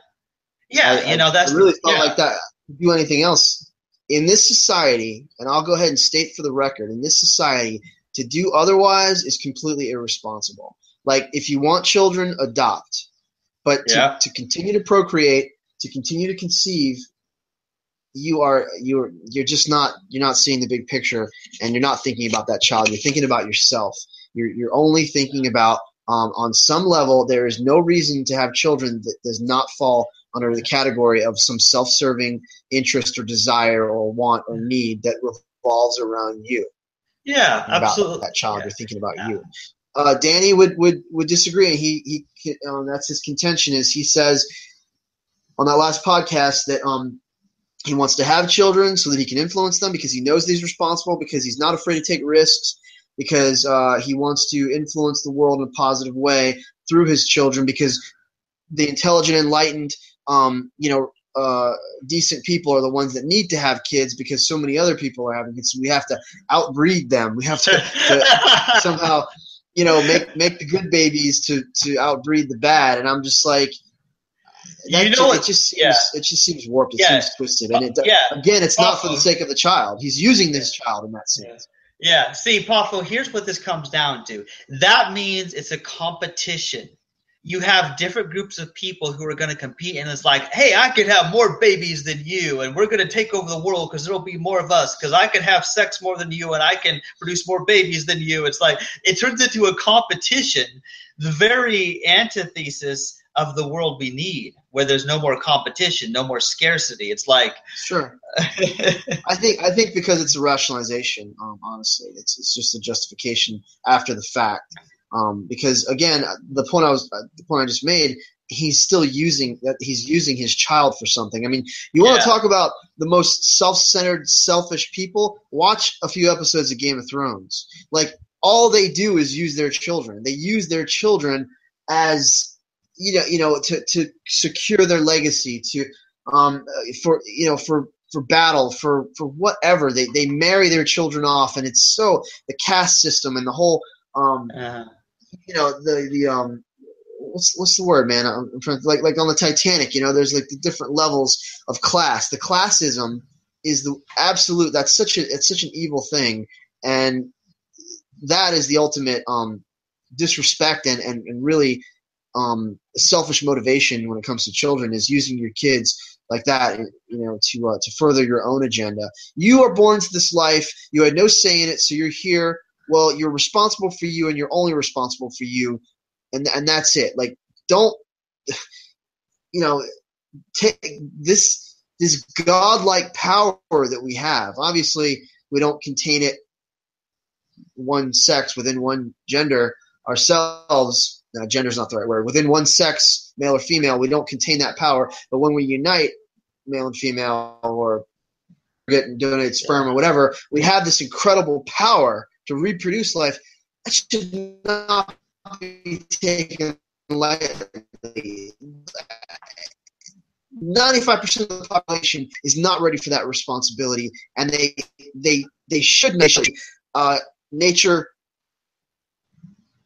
and is learning through us, through the smart celibate and vegan humanitarians. It's learning that just to reproduce is not the best thing. Not at this point, not at this stage in the game. It's a beautiful, incredible ability that we have, but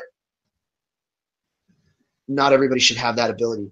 Yeah. And I know Peter would jump in and say, see, fascism, totalitarian. You want to control. You want to sterilize people. You would control who is and who, when, and where, and you would dictate a minute. And I'm like, you know what? I really would. Yeah. See, I would control that, because that is the cause of all the evil and violence and suffering in the world. How do people not see this? Is bad parenting. Yeah, and here's the point, Poffo. What do people do? They look to governments or pray to their God, whatever. They look to some authority to stop the harm that's being done to them. Notice that. They want someone to step in and stop harm being done to them.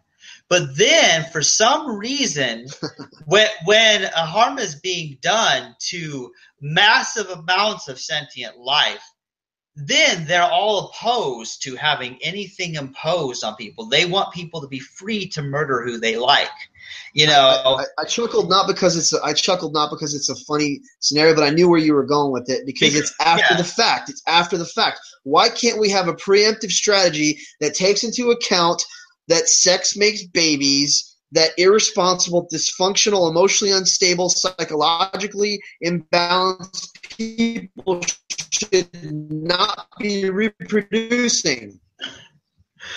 Yeah. Why do we grant them that right? Why do they automatically have the right to make babies, adopt animals, for example, and just own pets when they abuse and neglect their animals, leave a dog fucking tied up outside to a stake and starving out in the cold? Well, anybody can just adopt, go to a shelter, go to a pet shop and buy a dog. But they can own other life forms.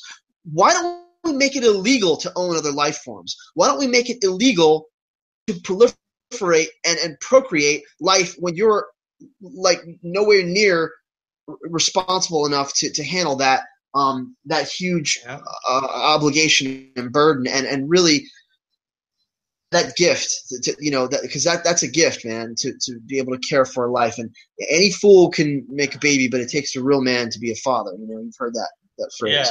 Yeah. So don't get me started. This is one of the most probably one of my most intense passion, other than like religion and Christianity. So you get me started on this, man, I'm gonna go off. That's just here's the thing about it. Like, it's true. It's far too easy for people to own other sentient animals. It's ridiculous. And see, here's the thing: is I don't want anybody to ever call me an owner of anything, of any animal. See, if let's say I did have some kind of a pet someday to give them a better life, to keep them from harm. If anybody refers to me as their owner, I'm going to chew them out. Like, seriously, man. No, I am not an owner. You can't own another life equal to your own. You can't. That's why the language. That's why the language within vegan circles has changed, and we call them companion animals. They're not pets. They're not ours. I know this very well because I cared for ferals. I raised ferals, and I know. Yeah. I will never own them. I'm caring for them. And I know because the long process it took to sort of domesticate them and get them used to me, I know I understand this situation just very intimately, because like I could never just grab them. I had to just earn their trust, and it was all, how do I say this? It's all on them. Like I left it up to them if they wanted to come in the house, if they wanted to be near me when I would interact with them and stuff. So like I really understand that. I didn't go and buy my cats. Like I cared for my animal. I cared for the animals. They're not even mine. I cared for the animals that were living around my, in the property, and I still care for them. So it's like that. Now I have to do things against their will, cut their nails, keep them locked inside for their own safety, for their own, health and stuff. So I have to be responsible and kind of control them in that way. But I know very well, especially with cats, because cats are very independent. Yeah. Okay, you mentioned something earlier though, dude. I wanted to get back to, but it was so important. You were mentioning something about life. It was about existence. I wanted to kind of take it to go back to the broad discussion of okay, hold on, I think I got it. Can we do better than nature? One of the laws of ecology is nature knows best, right? Can we do better than nature, like as Trick would say, as Peter would absolutely oppose? He would say, no, nature knows best. Can we now? By the way, speaking of nature, I have to pee. Okay, the call of nature. Sure, man. Sure.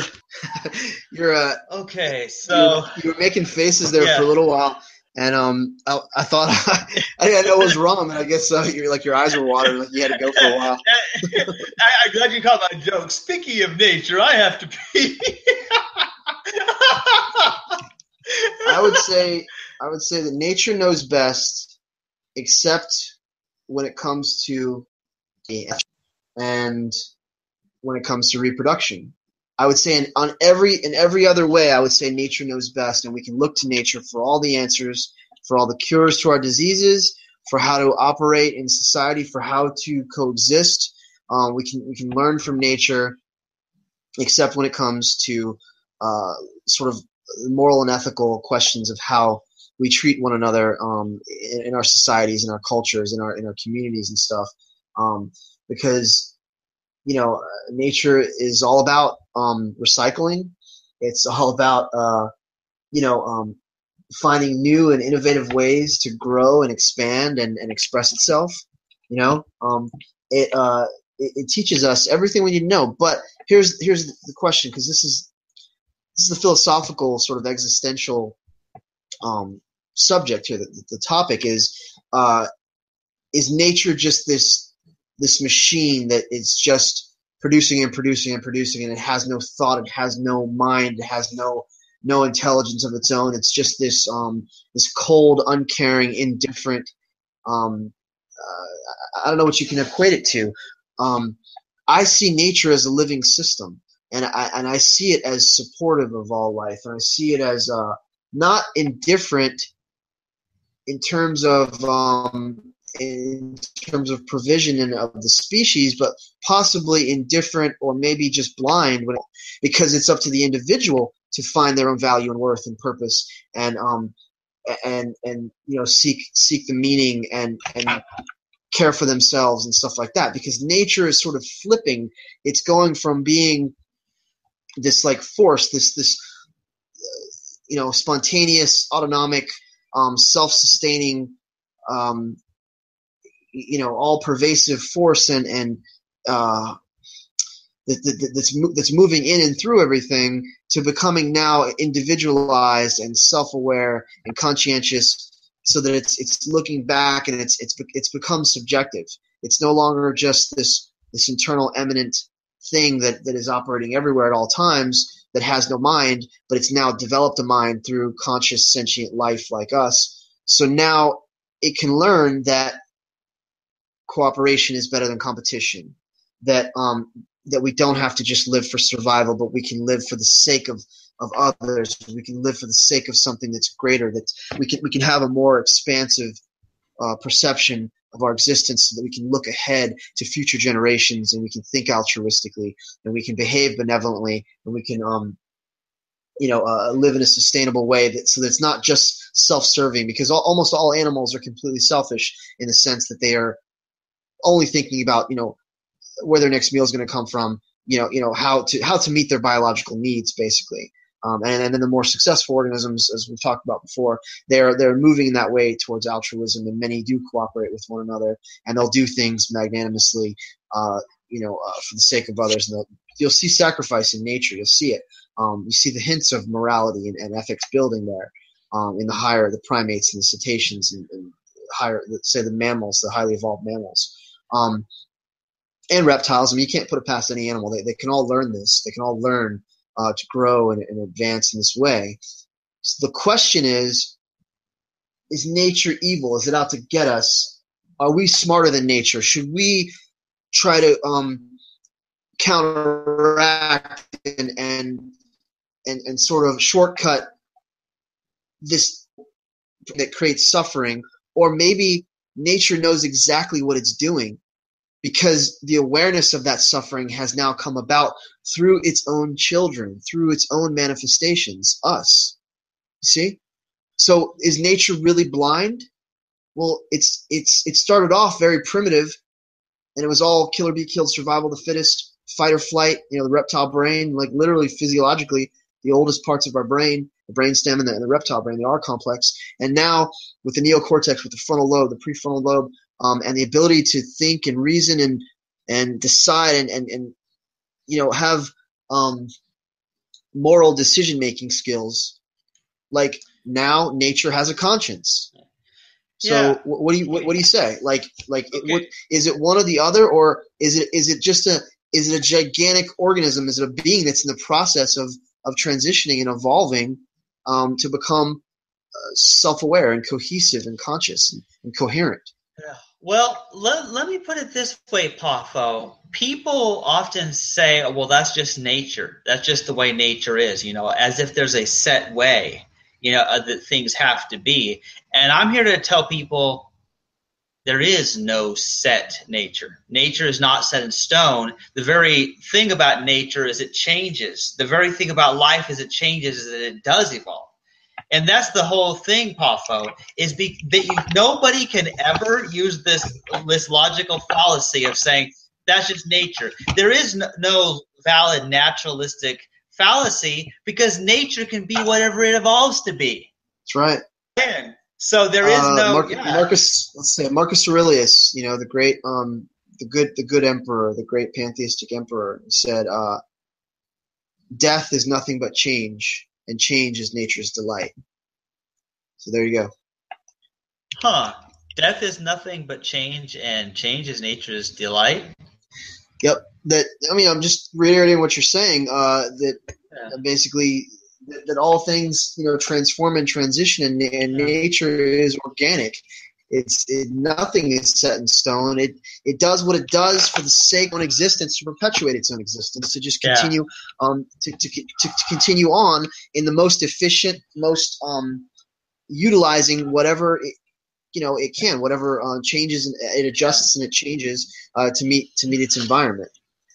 Yeah, and it's ironic. It's ironic, but it was natural selection that ended up leading us here.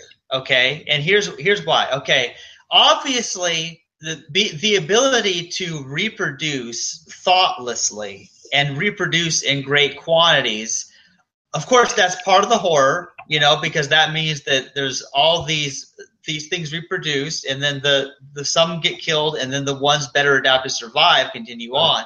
Right. But eventually, after all this time, it has led to some of us actually having a consciousness or a conscience developed enough to say to reproduction. To actually, it's like it carries this way. Reproduction is what brought us here, and then here we come along and we say no. It's beautiful. It's a beautiful thing. It's an ugly process that brings about a lot of beauty and complexity and order and design.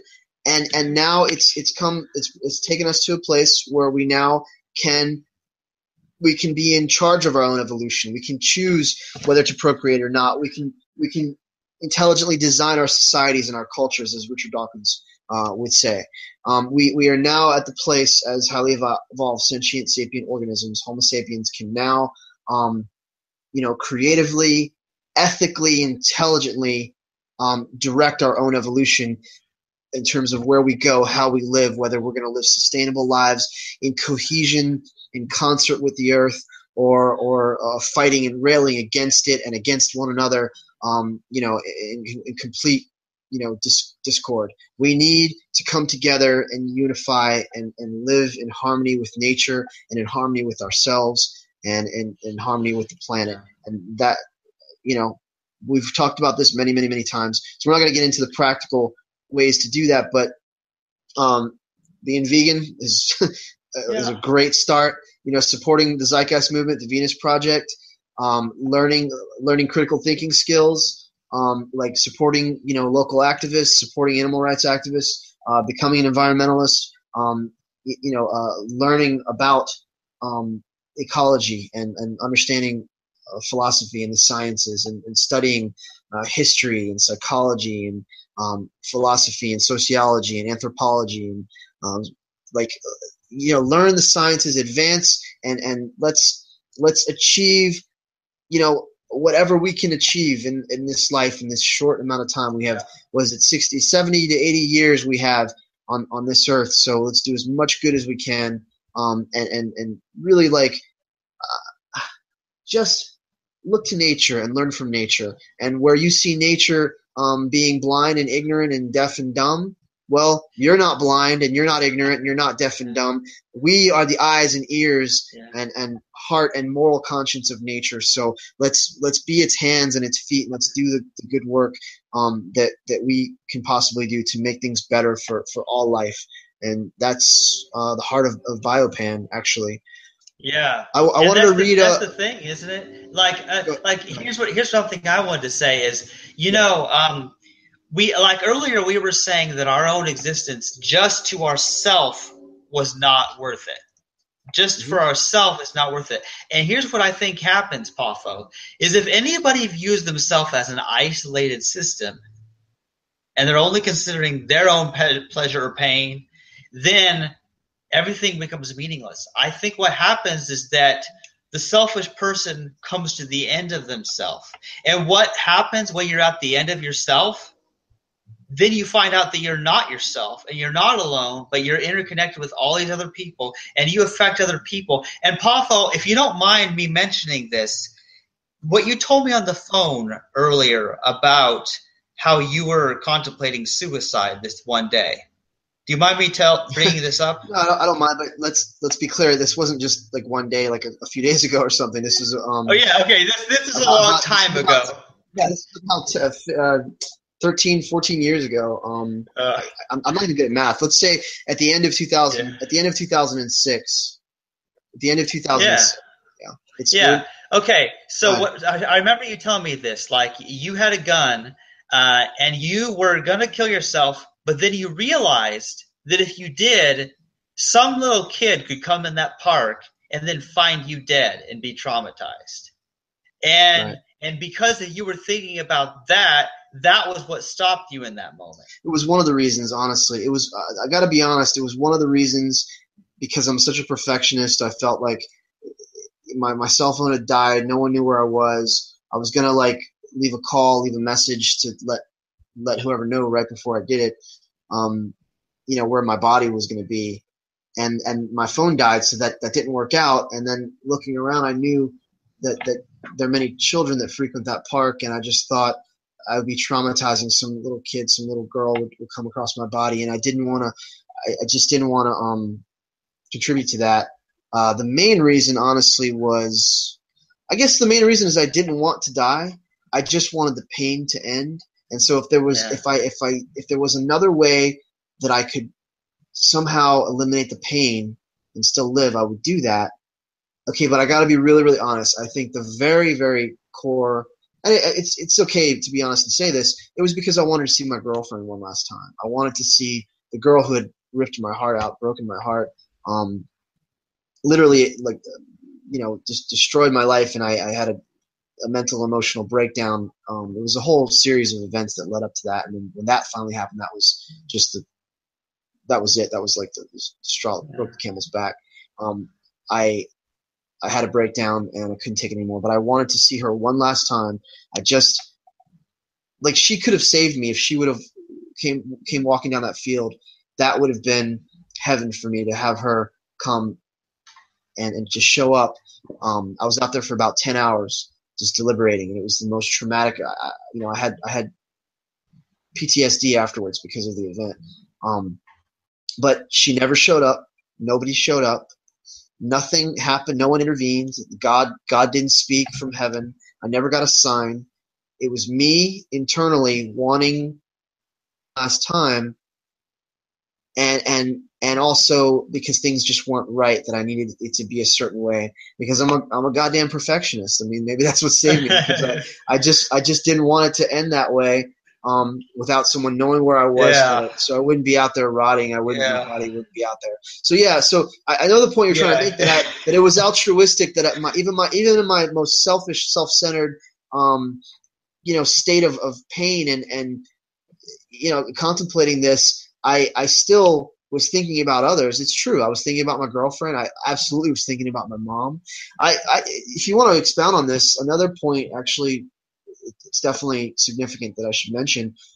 I knew that it would destroy my mother. I knew that it would. I knew that she would never recover from it. I felt that I didn't want her to go through the pain that I was going through.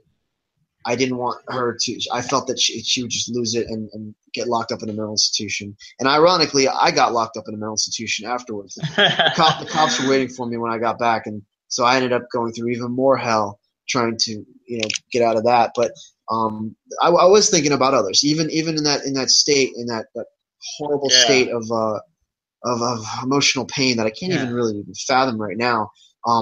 I was still thinking about others.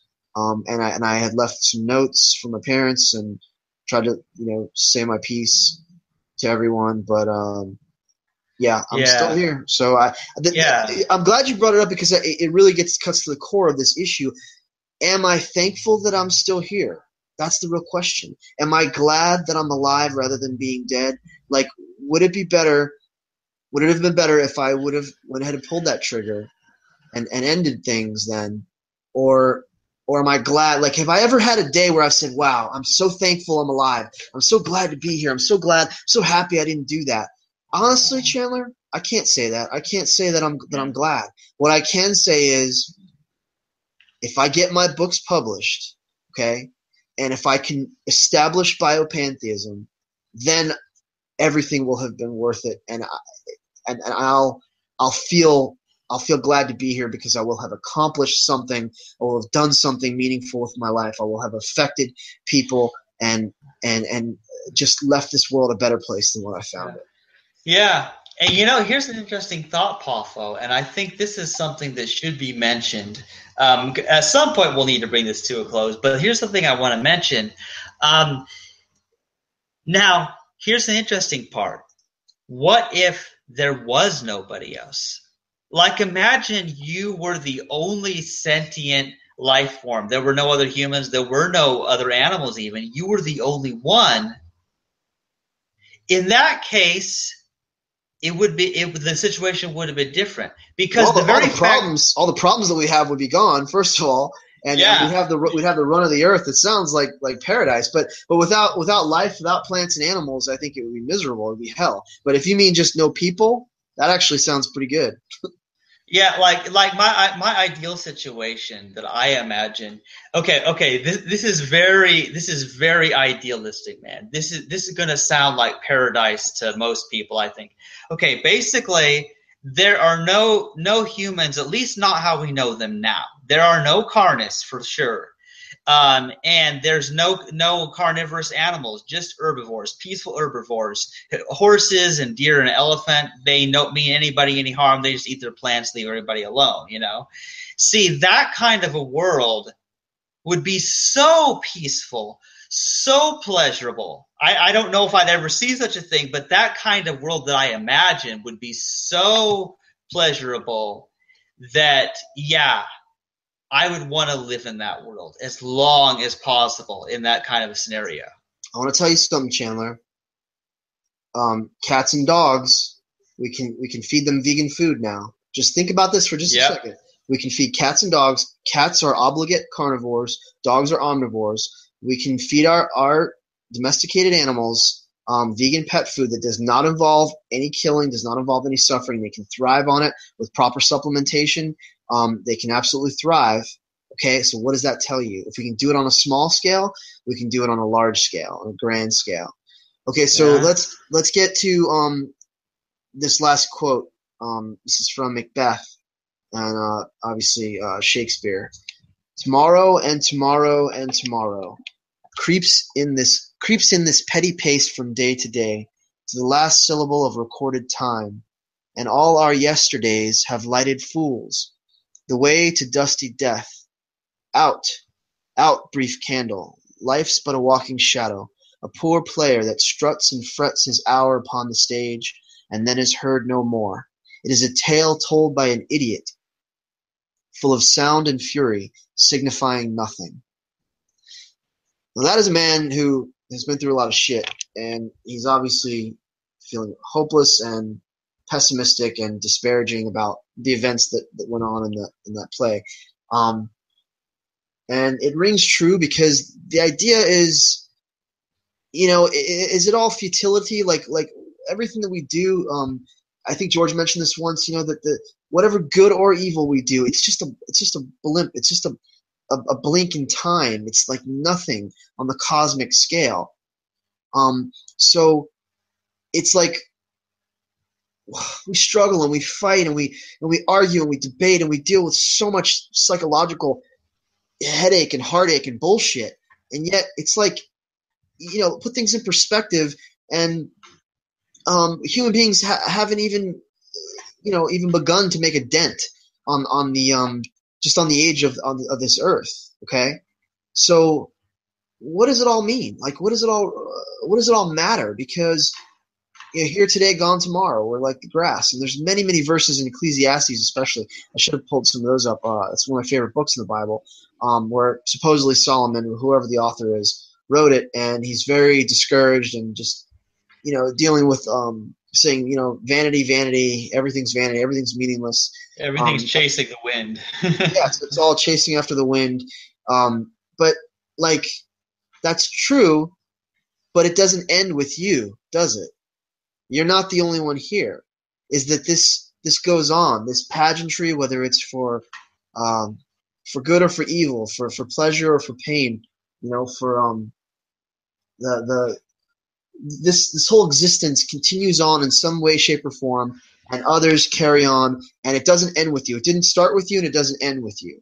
So our problem is our vision is myopic, and it's too limited, and we need to expand, our horizons and look at things in a broader perspective and say, I'm a part of something. I'm a part of something greater.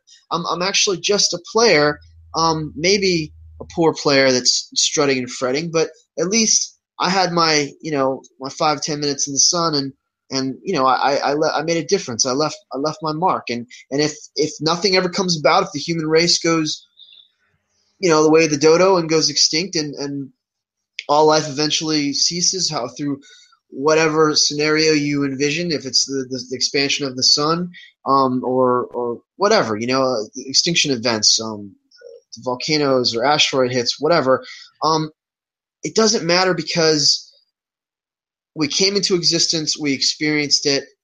If no one remembers, fine. Somewhere, somebody else will be experiencing something as well. There's always going to be life, I believe, always going to be the experience of life, that Omnia is always evolving and changing and popping in and out of existence in some form or another. And I think on some level, we talked about this once, maybe it's all recorded. Maybe it's all saved somewhere, and there's this gigantic movie screen, and there's just rows and rows and rows of shelves of all the experiences of life, of all the life forms, and this is someone's entertainment. This is someone's, we're creating the greatest storybooks ever, that people That's move down the road. That's one long movie. Sure, but that's like the longest Google Hangout ever. to an eternal being, to an infinite universe that is never ending, that is cyclical. Why not? Like our podcasts seem to go on forever, but they they'll end. They'll come to an end soon to all the listeners. If they're just like, okay. Wow. Yeah. One of two things will happen. Either this podcast will end or the entire universe will end. We'll let people guess which will happen first. I want to recommend some really good movies that deal with all of these sort of existential questions. Mr. Nobody. It's an incredible that movie. You've got The Fountain. That's another great movie about life and death. And there's all these films that are just like in my mind that really can leave you thinking and contemplating and and questioning things, and in a good way. Questioning the sort of I don't know, it's the impermanent nature of life, but also the strength and power we have as individuals to influence and make a difference. And that's all anybody can really ask for is to influence and inspire others and create some form of legacy. That's what I hope to do, and I hope we're doing that through this podcast. Can you think of any other films like that are really deep and thought-provoking that you could recommend? Well, I think we already mentioned It's a Wonderful Life. Yeah, that's a great one. It's a great one too. Yeah, I'm trying to think if there's anything else, man. I don't know. I got to tell you something. You'll find this hilarious. Okay, there was this episode of Johnny Bravo. Okay, this was a cartoon. It was like one of the worst cartoons you ever saw, man. But it was like It's a Wonderful Life in reverse, kind of like I described. Okay, so and you'll find this hilarious. You don't need to watch this because I could just tell you real quick with the whole plot. Okay, so this angel takes Johnny because he said that he wished he'd never been born and that the world would be better off without him. So then this angel guides him through what the world looks like if he had never been born, and he finds out indeed everybody he knew was better off. Yeah. Okay, but guess what? But there was one thing that was missing. The imprint of him smashing his face onto the wet cement of the sidewalk. He had to be born or the world would be deprived of his pretty. I might have to watch it to get it. Yeah, seriously. It's probably on YouTube somewhere, man. It was funny. That's Did you ever see Life of Pi? Life of Pi? Oh yeah, I did. That was one of the most awful things. That was not quite as bad as Earthlings, but it was pretty bad. No, I love that. We're talking about the guy, and he's on the boat with the animals, and he's telling the story from his perspective. That's the film, right? The Indian guy. Yeah. I thought that was a beautiful movie. I thought it was great. The tiger and stuff. It made you sad? Was it depressing to you? Is that why? Extremely. My mom, when I watched that was one of the worst things that we've ever watched. Chandler, do you realize that it was a metaphor? Like he was telling that story. Like that's not. They were all the animals. All represented the characters in his life. They represented people. But he told that story. It was a dual story. He goes, you can decide, what you want to believe happened. But remember, the tiger is him. It's himself. The tiger it represents him. You didn't get this at all? No. You don't watch that movie literally. Remember the end, man. He tells it's like he's telling two stories, and the story that we watch on the screen is really the more fanciful, sort of metaphorical, just like where the wild things are. Like there are no monsters; those are all just aspects of his personality, of the kid, of Max.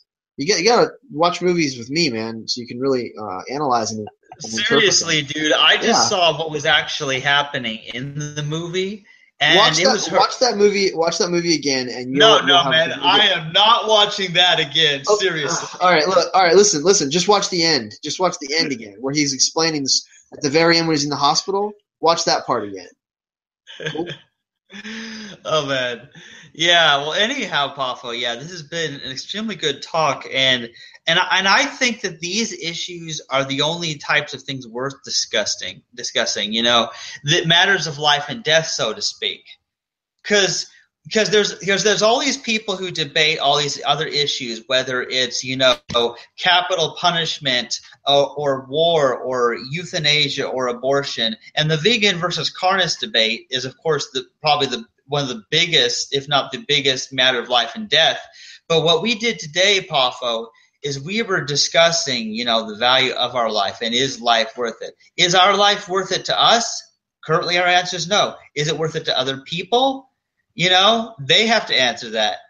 There's so many layers to this, and I really hope that people listening to the discussion got something out of this. I mean, so people, if you manage to listen to us in our long talk, you please leave us some comments. What you like? What are your thoughts? Watch The Green Mile. There's another one I was thinking. The Green Mile is a beautiful film about a lot of the same questions, same issues. Yeah, I can like link up some. In the video at the bottom, like some titles for films and stuff. I think it's important that we think about these things, we contemplate. Yeah. So, yeah, totally. Thank you for listening. Thank you, Chandler, for allowing me to participate. And let's continue talking. And I hope it was inspiring and influential, or at the very least thought provoking and educational.